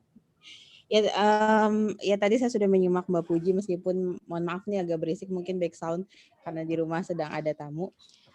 Saya mungkin mau bertanya saja ya sedikit pada Mbak Puji. Tadi kan tentang resiliensi keluarga ini sebenarnya bukanlah akumulasi dari resiliensi individu gitu ya pada sebuah keluarga, artinya ini tuh jadi kayak konsep yang khusus gitu. Memang pada setiap keluarga itu ada kelentingan atau ada kemampuan untuk bisa bertahan dan akhirnya bangkit untuk menjadi lebih baik setelah menghadapi situasi sulit. Saya mungkin ingin bertanya tentang khususnya di keluarga-keluarga di Indonesia gitu ya. Kalau kita bicara tentang resiliensi individu, tentu kan kita punya faktor protektif masing-masing, misalnya regulasi diri gitu ya, problem sosial dan lain-lain.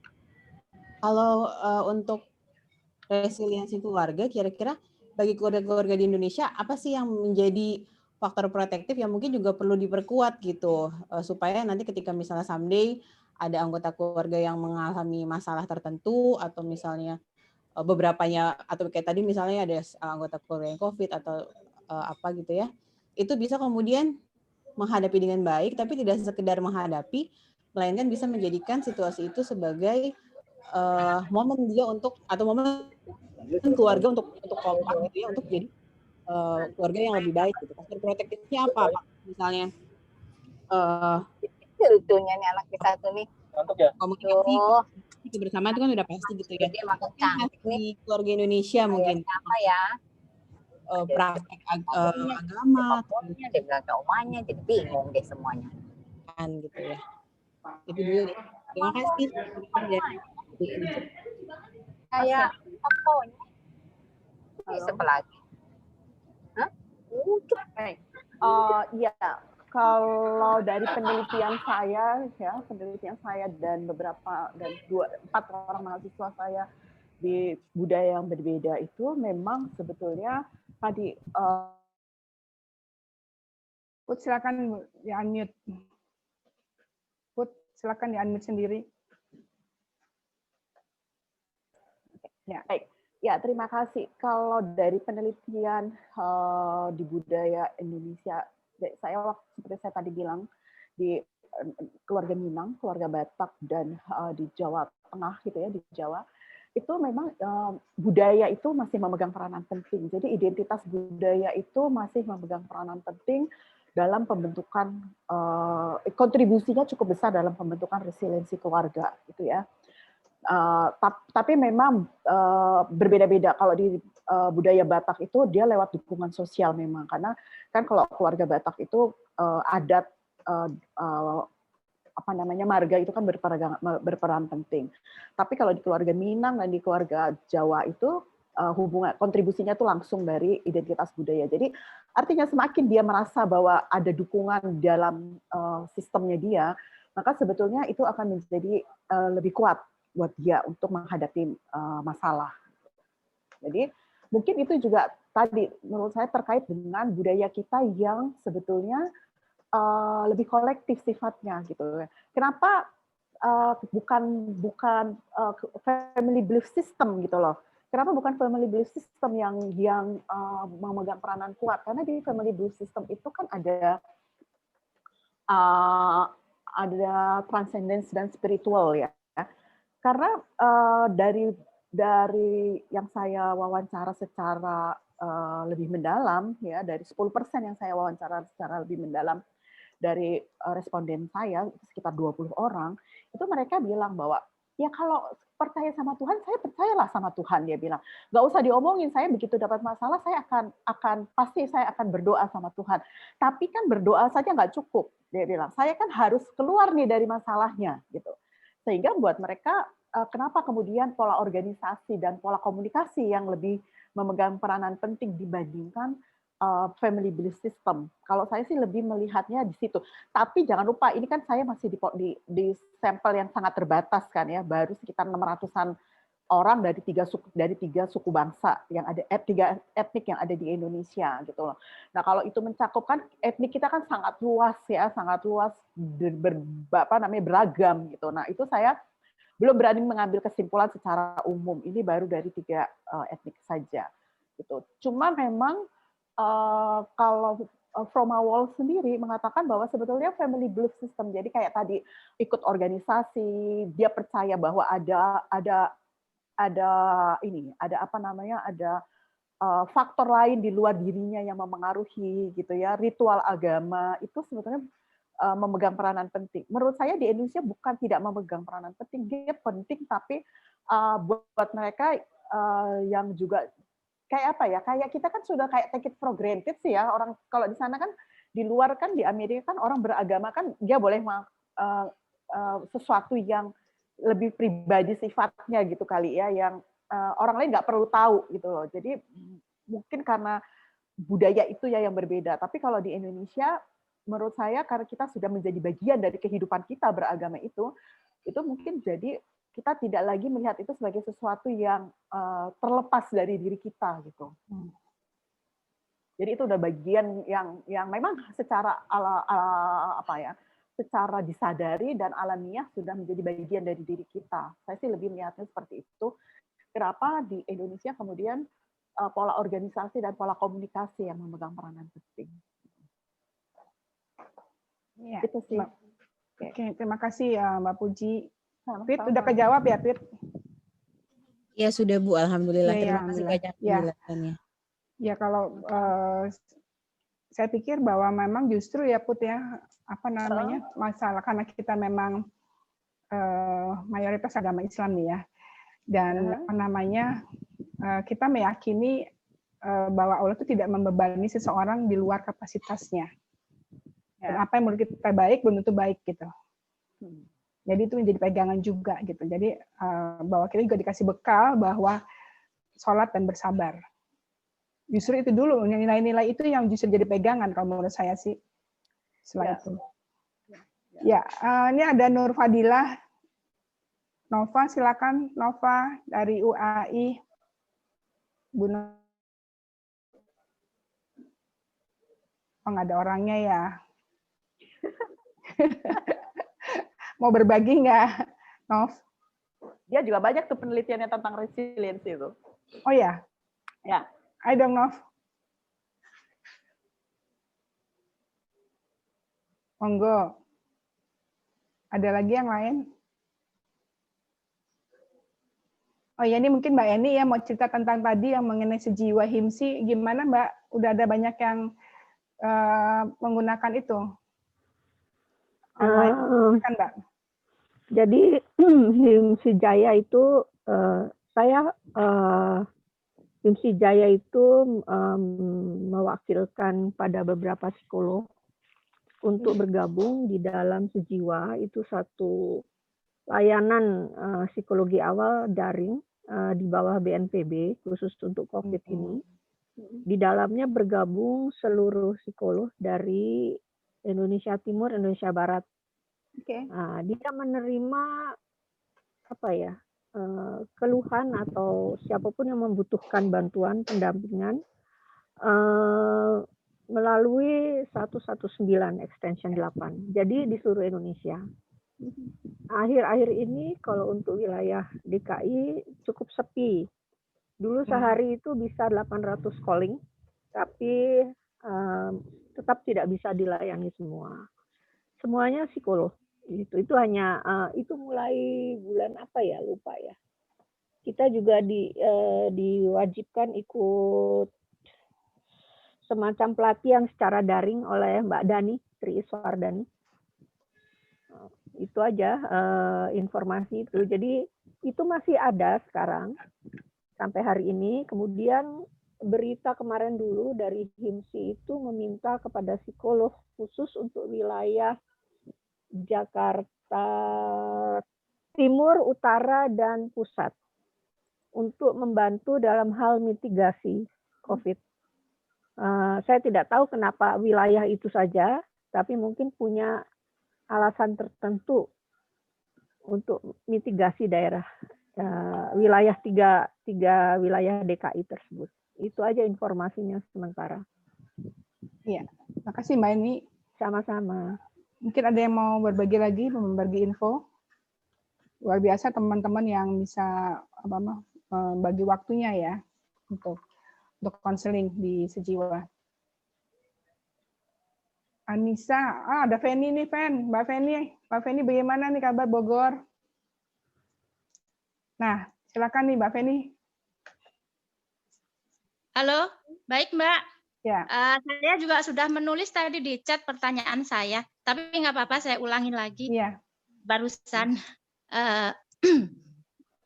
Kalau tadi sebelumnya terima kasih paparannya pada Mbak Puji tentang resiliensi, tapi saya juga ingin bertanya bagaimana bagi anak-anak misalnya yang kurang beruntung untuk menumbuhkan resiliensi mereka, misalnya pada anak-anak di panti asuhan atau di anak-anak terlantar misalnya begitu, atau anak-anak yang sudah terlanjur menjadi korban abuse selama ini kan cukup banyak juga gitu.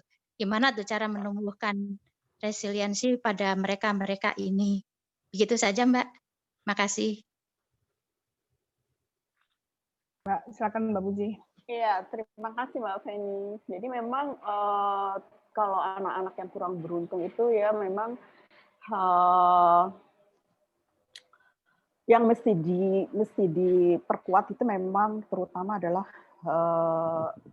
relationsnya sih ya, relationsnya antara anak itu dengan orang yang bisa membuat dia nyaman, bisa membuat dia nyaman karena memang tadi tidak mudah sebetulnya bagi anak-anak ini untuk bisa membangun resiliensi mereka. Terutama memang kalau kita lihat pemberian kompetensi sebetulnya ya, kayak kompetensi itu penting buat anak-anak, buat individu karena orang-orang yang resilient itu dia harus bisa tahu bahwa dia itu biasanya dia tahu bahwa dia itu kompeten, punya kemampuan bisa melakukan.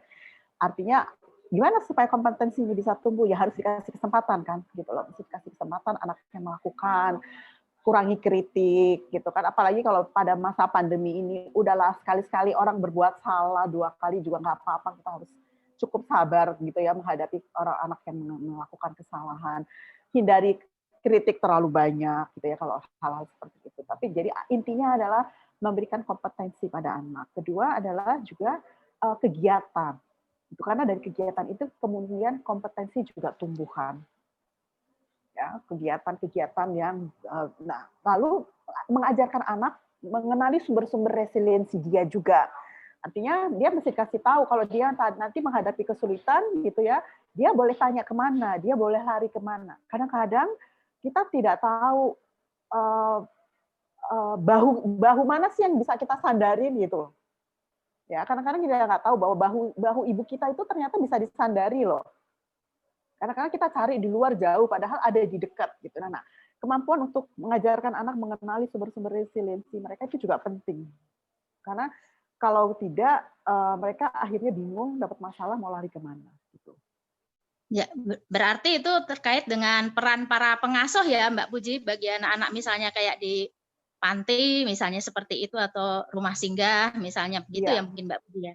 Ya, baik. Para pengasuh dan juga ya itu power pemberdayaan mereka juga sih sebetulnya, karena mereka juga harus tahu kalau misalnya mereka itu kan kalau sumber resiliensi dari dalam diri misalnya mereka punya apa sih? Oh saya bisa apa? Saya bisa melukis, saya bisa masak, misalnya itu kan sebetulnya salah satu hal yang kompetensi yang mereka punya, ya kan? Mereka dikenali apa yang mereka bisa. Lalu mereka bisa apa? Mereka punya apa?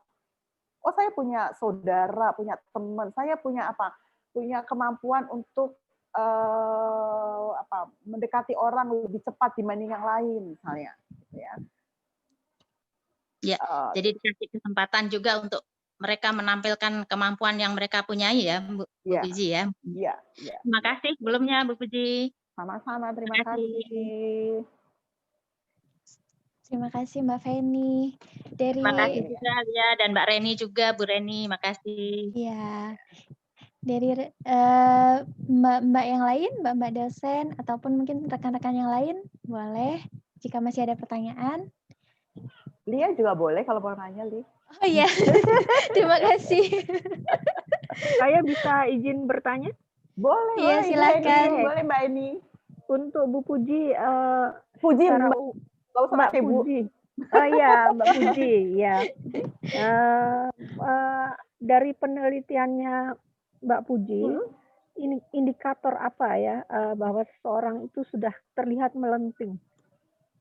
Ada beberapa ya Mbak indikator umum, apakah ada dalam penelitian itu? Iya, saya kebetulan ambil datanya kan di suku Batak ya, Mbak Eni ya. Di suku Batak Toba. Jadi saya waktu itu pergi ke daerah Lintong Nihuta di Tanah Karo, di Tanah Batak sana. Kalau dari suku Batak itu memang yang dari suku Batak dulu saya mulai ya Mbak ya. Dari suku Batak itu memang terutama adalah identitas budayanya. Semakin dia merasa Batak, itu dia akan semakin resilient. Karena dia tahu sumber resiliensinya dia ada di marganya dia, gitu loh, di keluarganya dia, gitu. Nah, tapi kalau secara umum yang saya lihat dari suku Minang, lalu Jawa dan Batak kalau saya jadikan satu itu secara umum memang sebetulnya yang paling membuat mereka bisa bertahan itu adalah dukungan dari lingkungan yang paling dekat sih Bu. Jadi kerabat. Nah, orang Batak itu dia nggak akan ngomong sama tetangganya yang bukan orang sesama Batak gitu loh. Nah, kalau di antara sesama Batak, dia hanya akan ngomong sama orang Batak yang marganya sama. Ya. Jadi, tapi kalau secara umum memang saya sih lebih melihatnya sampai sekarang ya, yang Bu Eni, karena saya belum belum menyatukan lagi beberapa yang lain dan belum dapat dari suku yang etnik yang lain. Menurut saya lebih melihatnya di support dari lingkungan terdekatnya dia. Kadang-kadang bukan saudara Bu, kalau yang lebih besar ya, bukan saudara dalam arti pertalian darah, tapi tetangga gitu. Lebih di situ sebetulnya. Oke, nah, terima kasih Mbak Puji.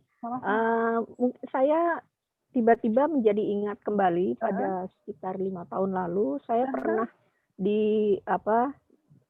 diminta untuk bergabung dalam satu pendidikan oleh HIMSI. Istilahnya itu alat kaji cepat ketika ada suatu bencana. Di situ juga dibahas resiliensi. Waktu itu saya ada poin-poin yang diajarkan indikator bahwa seseorang itu sudah mulai melenting gitu ya. Daya lentingnya sudah mulai terlihat itu lebih bisa dilihat satu berdasarkan produktivitas keseharian dia. Jadi livelihood istilahnya itu bagaimana dia merawat diri, bagaimana dia mengembalikan kehidupannya sehari-hari, meskipun belum sempurna seperti sebelumnya. Itu, tapi seberapa jauh itu bagi si A dia sudah masuk ke resiliensi, atau si B atau si C memang tidak dijelaskan. Tapi secara subjektif dibandingkan dengan sebelumnya, tapi tidak ada parameternya. Itu yang saya masih ingat. Mungkin Mbak Puji bisa memberikan jauh lebih punya informasi. Karena kan kalau itu individual agak sulit juga kalau kita oh dia sudah resilient, sedangkan juga diajarkan bahwa setiap orang punya potensi untuk melenting. Ya, itu. Makasih Mbak Puji. Ya, betul. Makasih. Jadi memang memang kalau kita ke daerah bencana sih salah satu yang memang harus kita lakukan adalah kan kita membuat mereka aktif kembali ya kan gitu ya, Mbak Heni ya. Jadi ketika kami dulu pergi ke Aceh untuk kegiatan setelah tsunami itu, yang kami lakukan adalah memang membuat mereka beraktivitas kembali. Waktu itu kami menangani anak-anak di sekolah sih Bu, ya, anak-anak di sekolah. Jadi memang membuat mereka beraktivitas kembali, memberdayakan guru-guru supaya guru-guru ini juga bisa beraktivitas kembali, tidak hanya merenungi masalah mereka. Jadi memang kalau kita lihat intinya kan kalau resiliensi itu kalau saya pegang dua sih Bu. Satu dia positif, copingnya positif. Kedua ada growth. Jadi ada growth dari mana patokannya memang beda-beda karena baseline-nya kan setiap orang berbeda-beda ya Bu ya. Jadi baseline setiap orang berbeda-beda. Lalu ya dari tadinya dia cuma duduk merenung, tiba-tiba dia bisa kalau dipanggil nengok aja. Menurut saya itu sudah indikasi yang luar biasa karena saya ingat ada satu waktu itu kami kirim psikolog-psikolog muda juga ke Aceh Bu. Jadi ada satu anak yang selama pelatihan itu berlangsung dia hanya duduk diam. Hanya duduk diam, tidak mau mengerjakan apa-apa.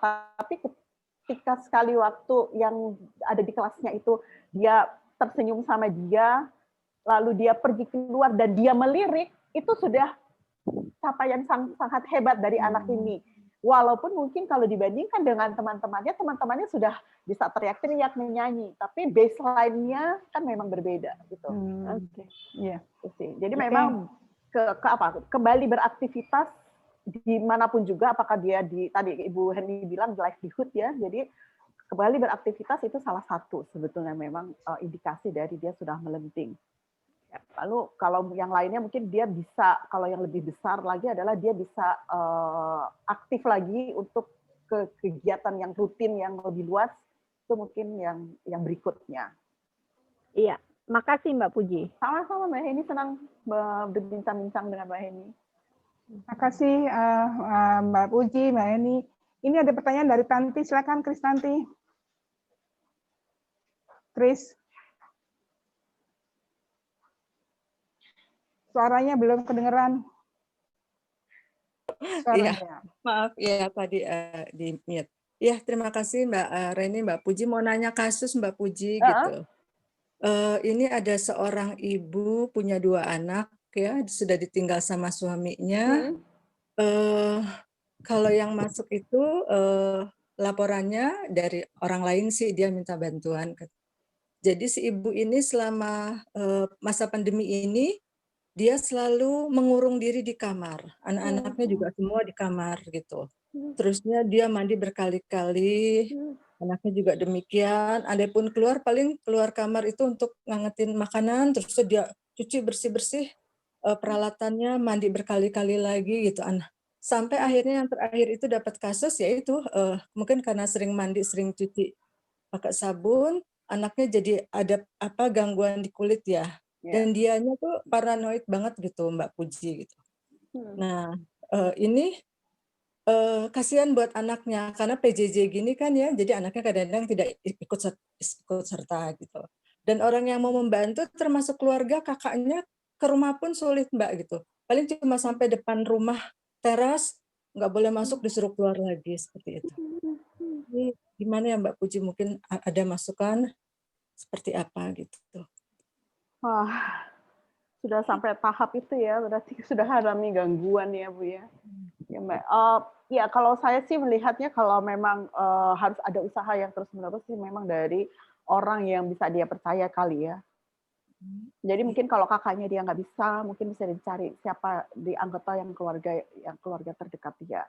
Kalau anggota keluarga terdekat dia nggak ada, mungkin bisa dari tetangga kali ya yang lebih dekat sama dia. Suaminya baru meninggal ya? Suaminya meninggal itu sudah sekitar 2 tahunan. Jadi kisahnya, ya suaminya meninggal 2 tahun. Dia orang yang sangat mapan, tapi tidak tidak persiapan ya suami ya, kan ajal Allah yang itu ya Mbak ya gitu. Istrinya tidak bekerja, ya dengan suaminya meninggal tuh perekonomian ibu ini ya menurun gratis ya, dia seperti kehilangan pegangan gitu. Nah, pas masa pandemi inilah tampil semuanya ya Mbak gitu yang seperti saya sebutkan tadi. Dan efeknya akhirnya nggak cuma diri dia ke anaknya. Dan dia nggak mau terima sama sekali orang lain gitu. Nggak ada. Paling di depan teras ya. Setelah itu langsung dicuci-cuci semuanya. Di depan teras itu cukup lama? Bisa cukup lama ngobrol?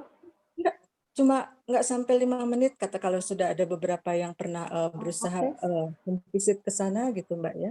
Ya. Tapi itu perlu dicoba sih secara rutin. Oh iya. Ya, bisa baru dicoba secara rutin karena itu salah satu cara untuk membuka pintunya dia kan ya.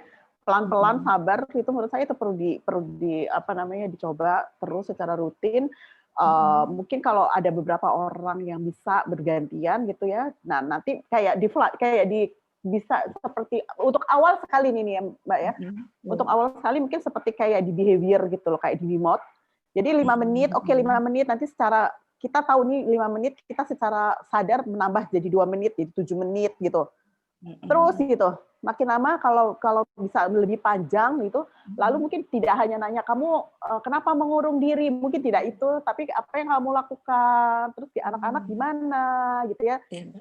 Jadi bisa makin lama makin panjang, menurut saya itu bisa.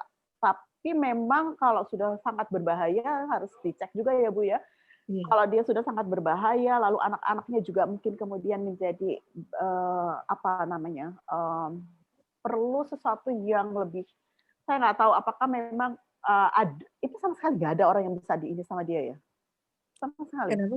Nggak, sama sekali tidak ada orang yang bisa bicara sama dia masuk ke dalam rumah. Nah itu yang cerita ke saya itu justru adalah orang yang dekat ya sama ibu itu gitu. Tapi orang yang dekatnya itu pun ya cuma 5 menit katanya kalau bertemu. Misalnya dia, kenapa Mbak? Kalau yang betulin, misalnya mencuci beres-beres rumah gitu, Tidak ada sama sekali. Dia tidak boleh mengizinkan siapapun masuk ke rumahnya. Jadi depresi ya dia ya? Udah sampai taraf. Udah sampai taraf itu ya. Mbak ya kayak gitu ya Mbak ya. Iya betul. Ya, Mbak ya. Iya, dan itu masih perlu bantuan psikiater lah ya nantinya ya. Tapi memang mungkin kita bisa bicara di tempat yang lebih ini lagi kali ya Mbak Krisanti supaya bisa lebih dalam gitu. Tapi pada dasarnya saya pikir tadi sih kalau misalnya yang orang yang lebih dekat, yang sangat dekat itu bisa masuk, nggak apa-apa nanti secara diperpanjang aja ini masa bertemunya, mungkin kita remote aja pelan-pelan.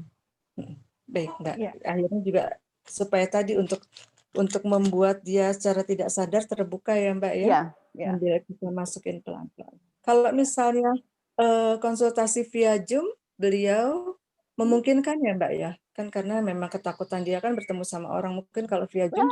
Ya, kalau dia bisa, kalau dia tidak mau ketemu langsung, menurut saya telekonseling itu juga bisa menjadi salah satu. Baik, Mbak Puji, terima kasih. Terima kasih. Sudah memberi insight apa yang harus dilakukan. Ya, terima kasih Krisanti sudah berbagi, Mbak Puji jawabannya. Kemudahan ada follow up-nya ya, sehingga bisa ibu itu bisa hidup normal kembali. Iya. Ya, satu lagi mungkin Nur Fadilah benar nggak mau berbagi nih Nur. Nova. Dari Al-Azhar Indonesia, nggak mau ya? Iya, Bu. Lagi nyambi nih, Bu. Maaf, Bu. Oke, lagi nyambi. Anissa atau Dewi Kemalasari?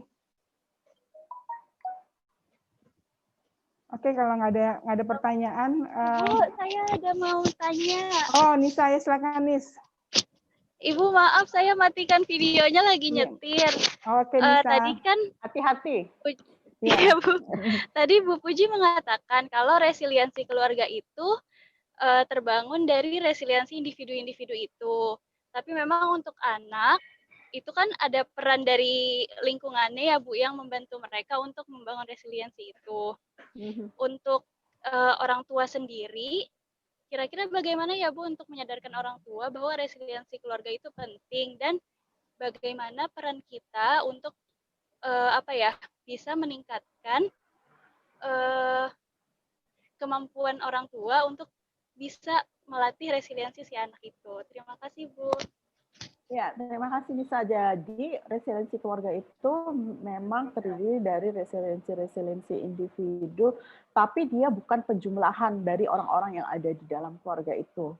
Jadi setiap orang itu menyumbang, tapi bukan berarti dijumlah lalu resiliensi keluarganya jadi bagus, enggak. Tapi bagaimana si keluarga sebagai sebuah sistem itu membangun resiliensi tadi. Nah, gimana kalau pada anak sama pada orang tua, pada prinsipnya dasarnya itu sama. Jadi pada prinsip dasarnya resiliensi itu ada 3 hal. Tadi 3 hal. Yang satu adalah kemampuan kognitif, yang kedua adalah dia harus dibangun kompetensinya, dan yang satu lagi, yang ketiga adalah dia harus memiliki kegiatan gitu ya yang membuat dia merasa berharga. Nah, kalau bagaimana orang tua, sebetulnya orang tua juga bisa. Misalnya seringkali orang yang sudah pensiun merasa bahwa dia udah pensiun, misalnya ya, dia udah pensiun, udahlah nggak usah ngapa-ngapain, toh dia juga udah selesai, saya mau leha-leha. No, sebetulnya saya lihat senior saya, beliau sudah pensiun tapi beliau tetap aktif di pengajian, ya, mengikuti berbagai macam kegiatan pengajian. Dia aktif juga di kegiatan sosial di lingkungan RT RW-nya. Atau dia yang tadinya nggak suka masak, tadi kayak Mbak Reni bilang, Mbak Reni berusaha untuk masak sendiri. Jadi memang harus dikenali sumber-sumber apa yang bisa dioptimalkan yang ada di dalam diri dia. Karena dari situlah kita bisa mulai pelan-pelan membangun resiliensinya dia.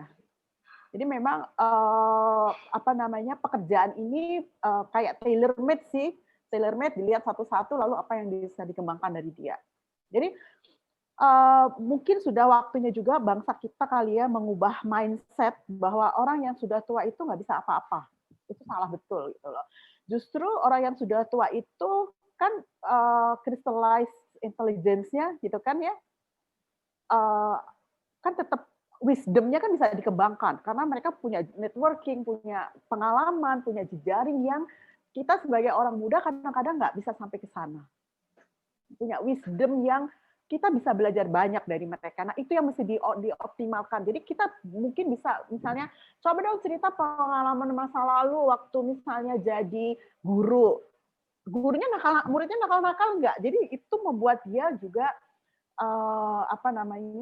terbangun rasa percaya dirinya, terbangun bahwa dia ternyata dia kompeten loh. Gitu. Ada anak muda yang tanya sama saya. Jadi kalau orang yang sudah senior itu kan kalau kita tanya dia akan senang berbagi pengalamannya. Iya, itu sih kira-kira Anissa. Wah, alhamdulillah. Terima kasih banyak Ibu. Berarti memang Nisa. dari orang tua sendiri perlu tahu kekuatan mereka apa untuk bisa membangun si resiliensi anak itu ya Bu. Yeah. Caranya bisa dengan dari lingkungan, bertanya kepada mereka atau cara-cara yang lain ya Bu. Iya, ya, Nis. Ya, alhamdulillah. Terima kasih banyak nih. Ya, terima kasih banyak ya Mbak Puji ya. Sama-sama, terima kasih Mbak Reni. Ini sudah berbagi dan kita sudah saling diperkuat nih Mbak Puji ya. Masalah ketahanan mental kita, tahan banting untuk menghadapi musibah dan hal-hal lain yang kita sendiri nggak tahu kapan sebenarnya hal-hal tersebut akan terjadi dan bagaimananya. Dan dengan kita bekal tadi, Hyun udah bilang bahwa sebagai seorang psikolog, mungkin kita lebih beruntung ya. Dan itu tentu kita akan dilihat juga ya oleh lingkungan. Sehingga kita menjadi tanpa sadar, kita menjadi role model ini untuk lingkungan sekitar kita. Ya, apakah kita bisa mempraktekkan nggak dengan psikolog untuk Anda, tapi juga untuk diri sendiri. Ya baik, saya kembalikan kepada Lia dengan ucapan terima kasih banyak pada Puji dan teman-teman sekalian, para sejawat, Mbak Mas, Bapak Ibu sekalian yang saya hormati. Mudah-mudahan weekend sharing session ini berguna bagi kita semua. Wassalamualaikum warahmatullahi wabarakatuh. Waalaikumsalam. Waalaikumsalam. Terima kasih Prof. Reni, terima kasih juga Mbak Puji. Kita sudah sampai di penghujung acara. Seperti yang tadi kita reminder di awal, hari ini rencana kita akan tutup dengan foto bersama menggunakan masker. Jadi berkenan untuk rekan-rekan boleh menyiapkan dulu maskernya. Sambil menunggu saya akan share kegiatan untuk minggu depan. Nah, minggu depan ini ada WSSC yang ke-20 dengan judul Mengenal Lebih Dekat Kekerasan Seksual, Pemahaman, Penanganan, Perlindungan Korban, dan Aspek Hukum. Ada pembicara ada 4, Dr. Anda Setiani Amarwati, Fitria Lazarini Latif, ini kemudian Ibu Rotua Valentina Sagala, Dr. Livia Istania, ini pembicara keren-keren dan memang pakar di bagian apa Prof ya? Pemberdayaan perempuan dan anak, PPA ya. Iya. Kemudian acara ini akan dilaksanakan dalam 2 sesi. Sesi 1 itu asesmen psikologis korban kekerasan seksual, ini khusus psikolog. Kemudian untuk di sesi 2-nya ada mengenal lebih dekat kekerasan seksual. Ini dibuka untuk umum. Buat rekan-rekan yang ingin mendaftar, bisa diklik di bit.ly/WSSC_KS huruf besar. Demikian iklan untuk acara minggu depan. Apakah teman-teman kira-kira rekan-rekan sudah bersiap? Kira-kira bisa foto bersama? Coba saya lihat dulu. Gayanya kayak apa? Oke. Oh ya, gayanya kita sambil pakai masker nih. Mbak Puji mikir. Mbak Puji apa nih gayanya Mbak Puji?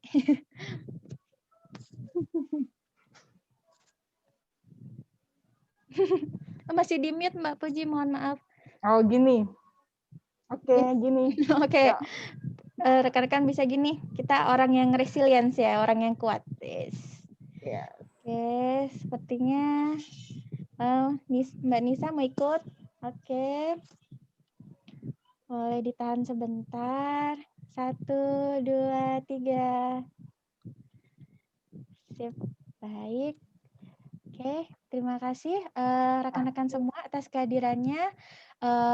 Bisa di wrap up bahwa resilience itu ternyata bertahan saja nggak cukup, survive aja nggak cukup. Jadi memang kita harus jadi orang yang produktif. Nah ini untuk mengakhiri sesi kita, saya akan menayangkan sebuah video tentang perjuangan para dokter. Kalau para dokter itu sebenarnya para dokter itu berjuang untuk menjaga kesehatan secara fisik. Sementara kita sebenarnya psikolog juga ada perjuangan yaitu merawat secara mentalnya. Jadi ini ada manusia kuat dari Tulus. Akan saya putarkan sambil mengakhiri acara hari ini. Jangan lupa juga rekan-rekan untuk mengisi daftar hadir yang ada di chat. Terima kasih, sampai jumpa. Sampai jumpa. Terima kasih. Salam.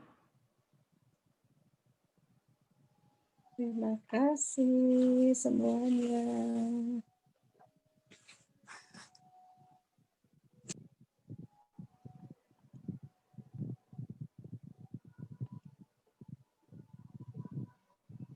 Belum keluar ya.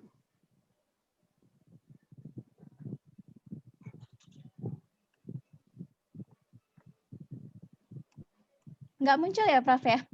Enggak. Aduh. Tadi Iya. your Makasih, screen Put. share Masih banyak. is pause gitu. Bye-bye.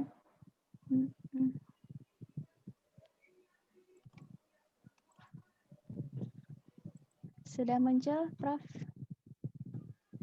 Sudah muncul. Makasih.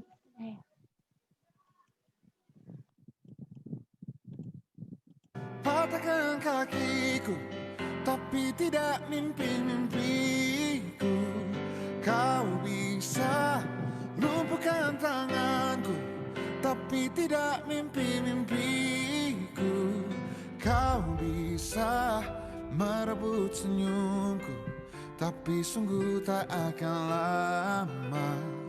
Kau bisa Mereka meskipun harus menangani ribuan pasien dan bekerja lebih dari 12 jam tanpa istirahat, mereka tetap bekerja dan berjuang melawan virus corona. Manusia kuat, itu kita. Jiwa-jiwa yang kuat, itu kita. Manusia kuat, itu kita. Jiwa-jiwa yang kuat, itu kita. Hampir setiap hari Dr. Gunawan pulang pukul 3 dini hari. Meski sempat disarankan keluarga untuk tak terjun langsung menangani virus corona, Dr. Gunawan tetap memilih maju di garda terdepan. Kalau saya mati juga nggak apa-apa. Sudah tua, masih bisa lakukan hal yang berguna bagi banyak orang. Manusia kuat, itu kita. Jiwa-jiwa yang kuat, itu kita. Manusia kuat, itu kita. Jiwa-jiwa yang kuat, itu kita. Bila bukan kehendaknya, tidak satu pun jelasmu akan bawa bahaya.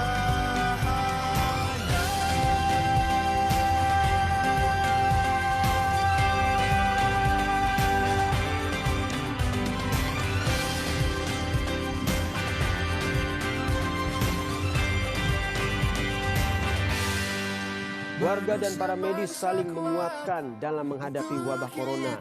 Di antaranya adalah karangan bunga yang terus berdatangan bagi para medis yang bekerja melawan virus corona. Di dalam rumah sakit, para medis juga minta bantuan warga. Mereka menyebar pesan agar masyarakat tetap di rumah untuk mencegah penyebaran virus corona. Manusia kuat, itu kita. Jiwa-jiwa yang kuat, itu kita. Manusia kuat, itu kita. Jiwa-jiwa yang kuat, itu kita. Kau bisa patahkan kakiku, patah tanganku, rebut senyumku, hitamkan putihnya hatiku, tapi tidak mimpi-mimpiku.